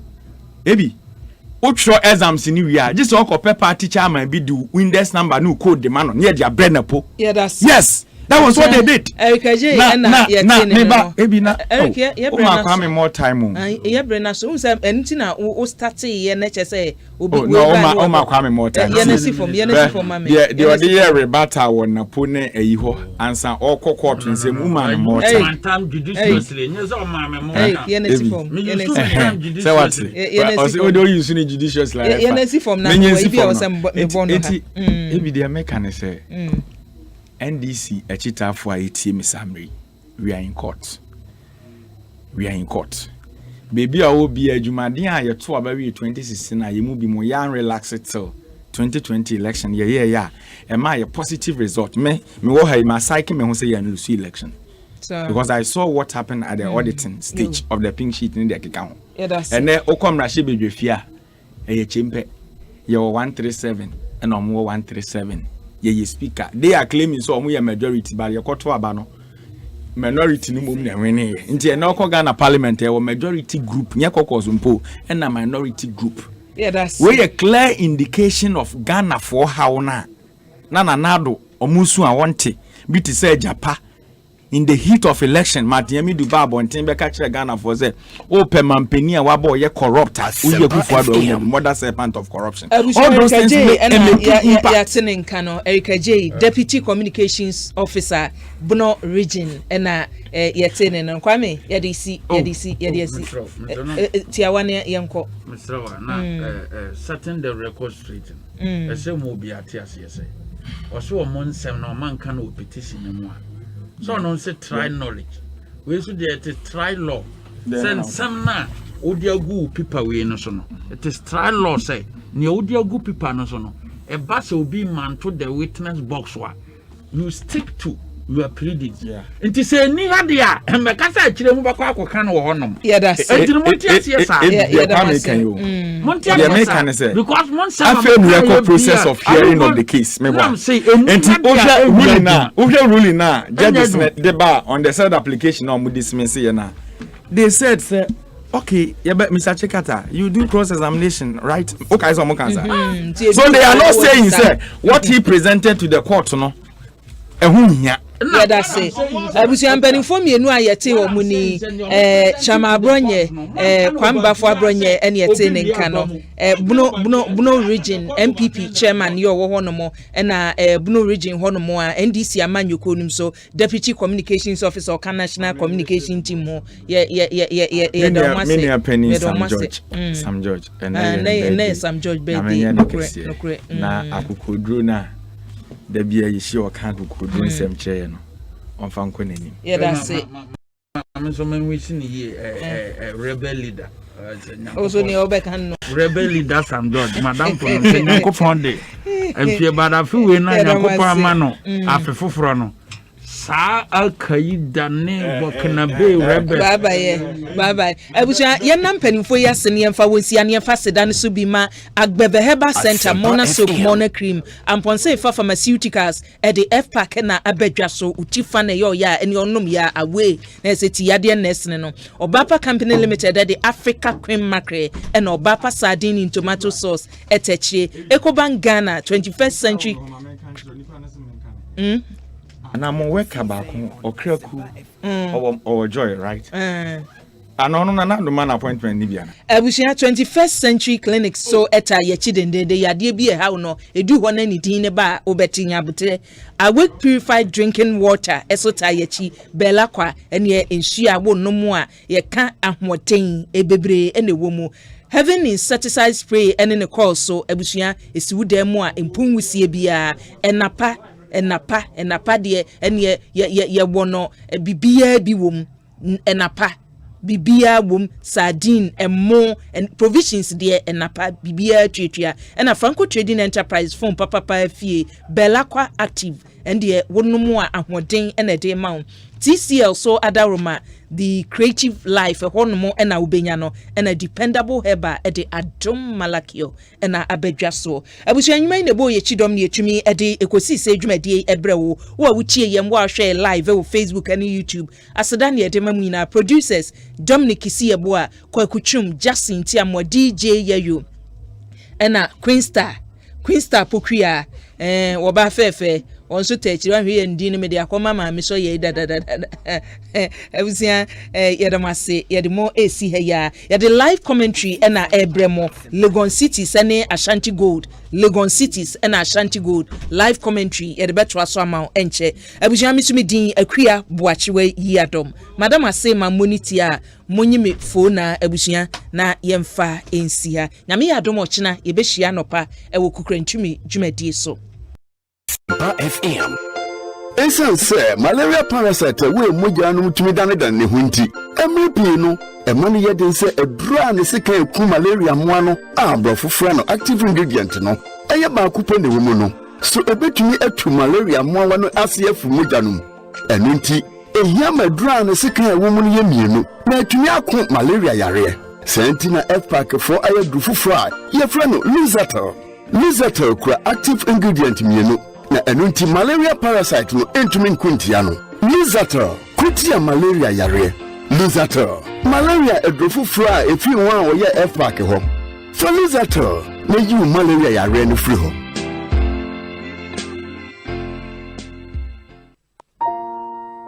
The completion of your beautifully designed house and costly project is worth celebrating. But wait a minute, your tiles seem to be popping out. Redoing poor tiling can be 3 times more expensive. Your beautiful quality tiles deserve quality tile adhesive to hold them in place and not just cement. At Weber, we provide you with a complete tiling solutions and grouts. Use Webercol, the globally accepted tile adhesive for all your tiling works. Webercol is CE certified, produced locally by Saint-Gobain with over 350 years in the construction industry. Tile right and tile once with Webercol from major outlets like Esojaman, Skyview at Community 25, Marti, Pram, Atala, Incrabia Enterprise, City Ceramica, Interstar Ceramics on the Spintex Road, Tagore, Cantamanto. Call 054-0123-533. Weber, we care.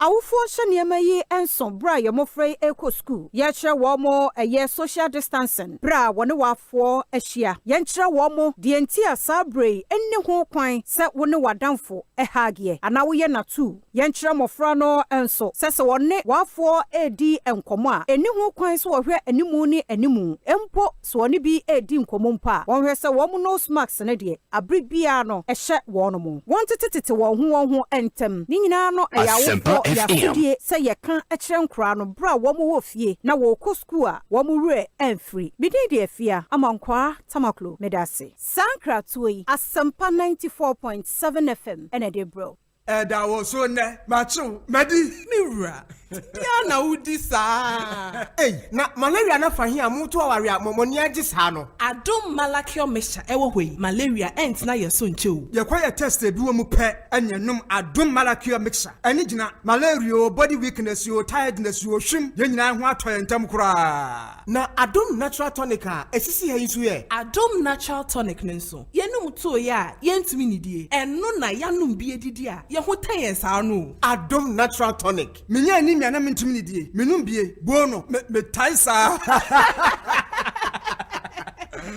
mo ho aye fe pa ene ya mepe biato ni nyina apemfo abatan ya wo mo manufo ne kwada woni fie dunsia nka ho e wo pharmacies chemical and herbal shops dodo a ko dependable herbal home Medina New Road Greenhouse anane branch e waka so opposite there to international school 024 2223 555 FDA ahwehwe sa ejedi enkrato mu agi atum se eye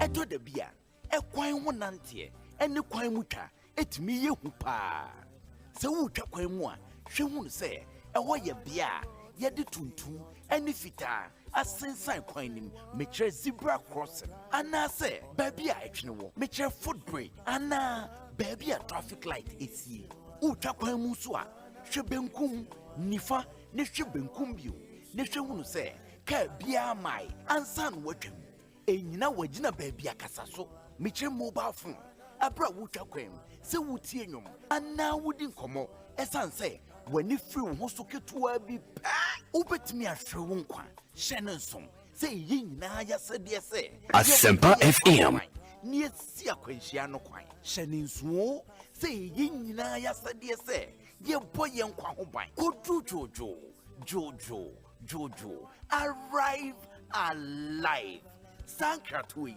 National Road Safety Authority in the day bro.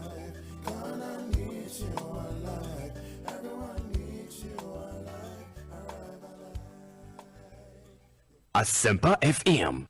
Asempa FM 94.7. All talk, all day. 94.7 FM.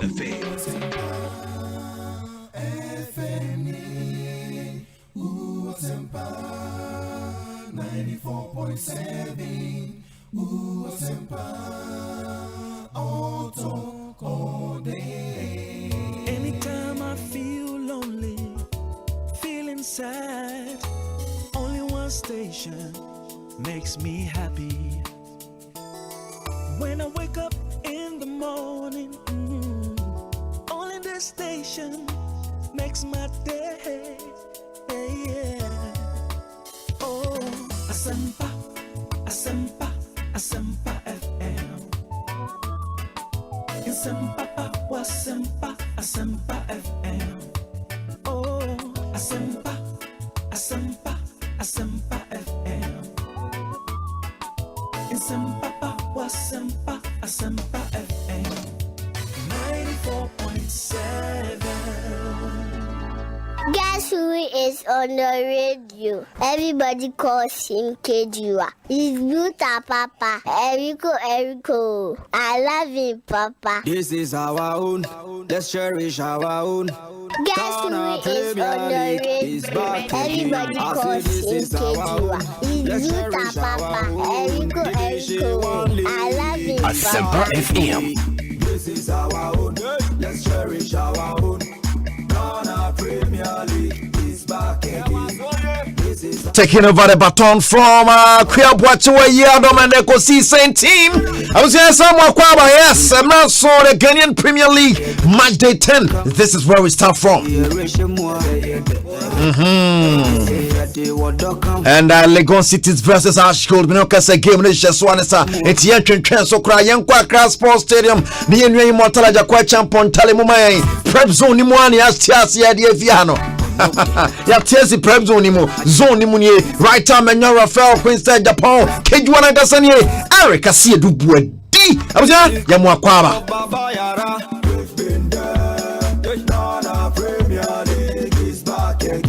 Since the days of Shamokwe, we've been there. It's Yankwa Sports Stadium now. Kwame soon. Kwame Otimika somewhere. Meton kan Eric Asia Dubu at the Asempa Sports Stadium, Legon Cities versus Opoasha Santigold, and over 1.5 within 10 minutes. Not to say Apple, Asempa Sports Stadium, and Fatau Dada. Fatau Dada, and then Legon Cities, Elusia, not to say Fatau Dada, my boy is so papa, or the go at Opoasha Santigold. And almost a Kenya Bears, Eddie Asami, 33 minutes inside the first half. Legon City 0, Opoasha Ashanti Gold 0, and on the 5th minute, and Bobby Echo Legon City is on penetrating my back pass here. The goalkeeper Fatau Dada, yes, so Kenya no, and Ebukemu, Bukemu. And Asempa FM. Wakabono at the Eto Atrema, Echo first go at the man, Abwase Ashanti Good. Oh, what a did the goal! Abwase Ashanti Good, getting the second goal on the 34th minute. As goal, that was a second goal, as go to Legon Cities 1. Oh, what a beautiful goal. As good for one more time, papa. And it is family, as good as a 2. I'm at Legon Cities at Mubako. Now make a first goal, now pass over now. Back pass, remember Fatau Dada, Dino, I talk with you. And I know it's a boy, if you Fatau Dada, and I know. I don't camp on already to Athena for first goal in the game where the man. Opoasha Ashanti Gold. After 4 minutes, 9 minutes, and a Bobby, the Legon City per se, as good, and a Panacon, Bono and Tibianco, and a Babedi, one Francis, yes, one Francis, no Tano, in Yapono, and a Puma shot. Now, Atenano, I was so at the Legon City. He did so well, Francis Ado, and a Papono, by 25 yards, and a power shot, na Bono at the Atrema goalkeeper first quality went me and the one cabo no born equal to Atrema 1-1 and 34th minute to see as for the crossover goalkeeper without that answer and Tia Cabono. I go to Nathan Timono and Joseph Echeya Toy Bono the 9th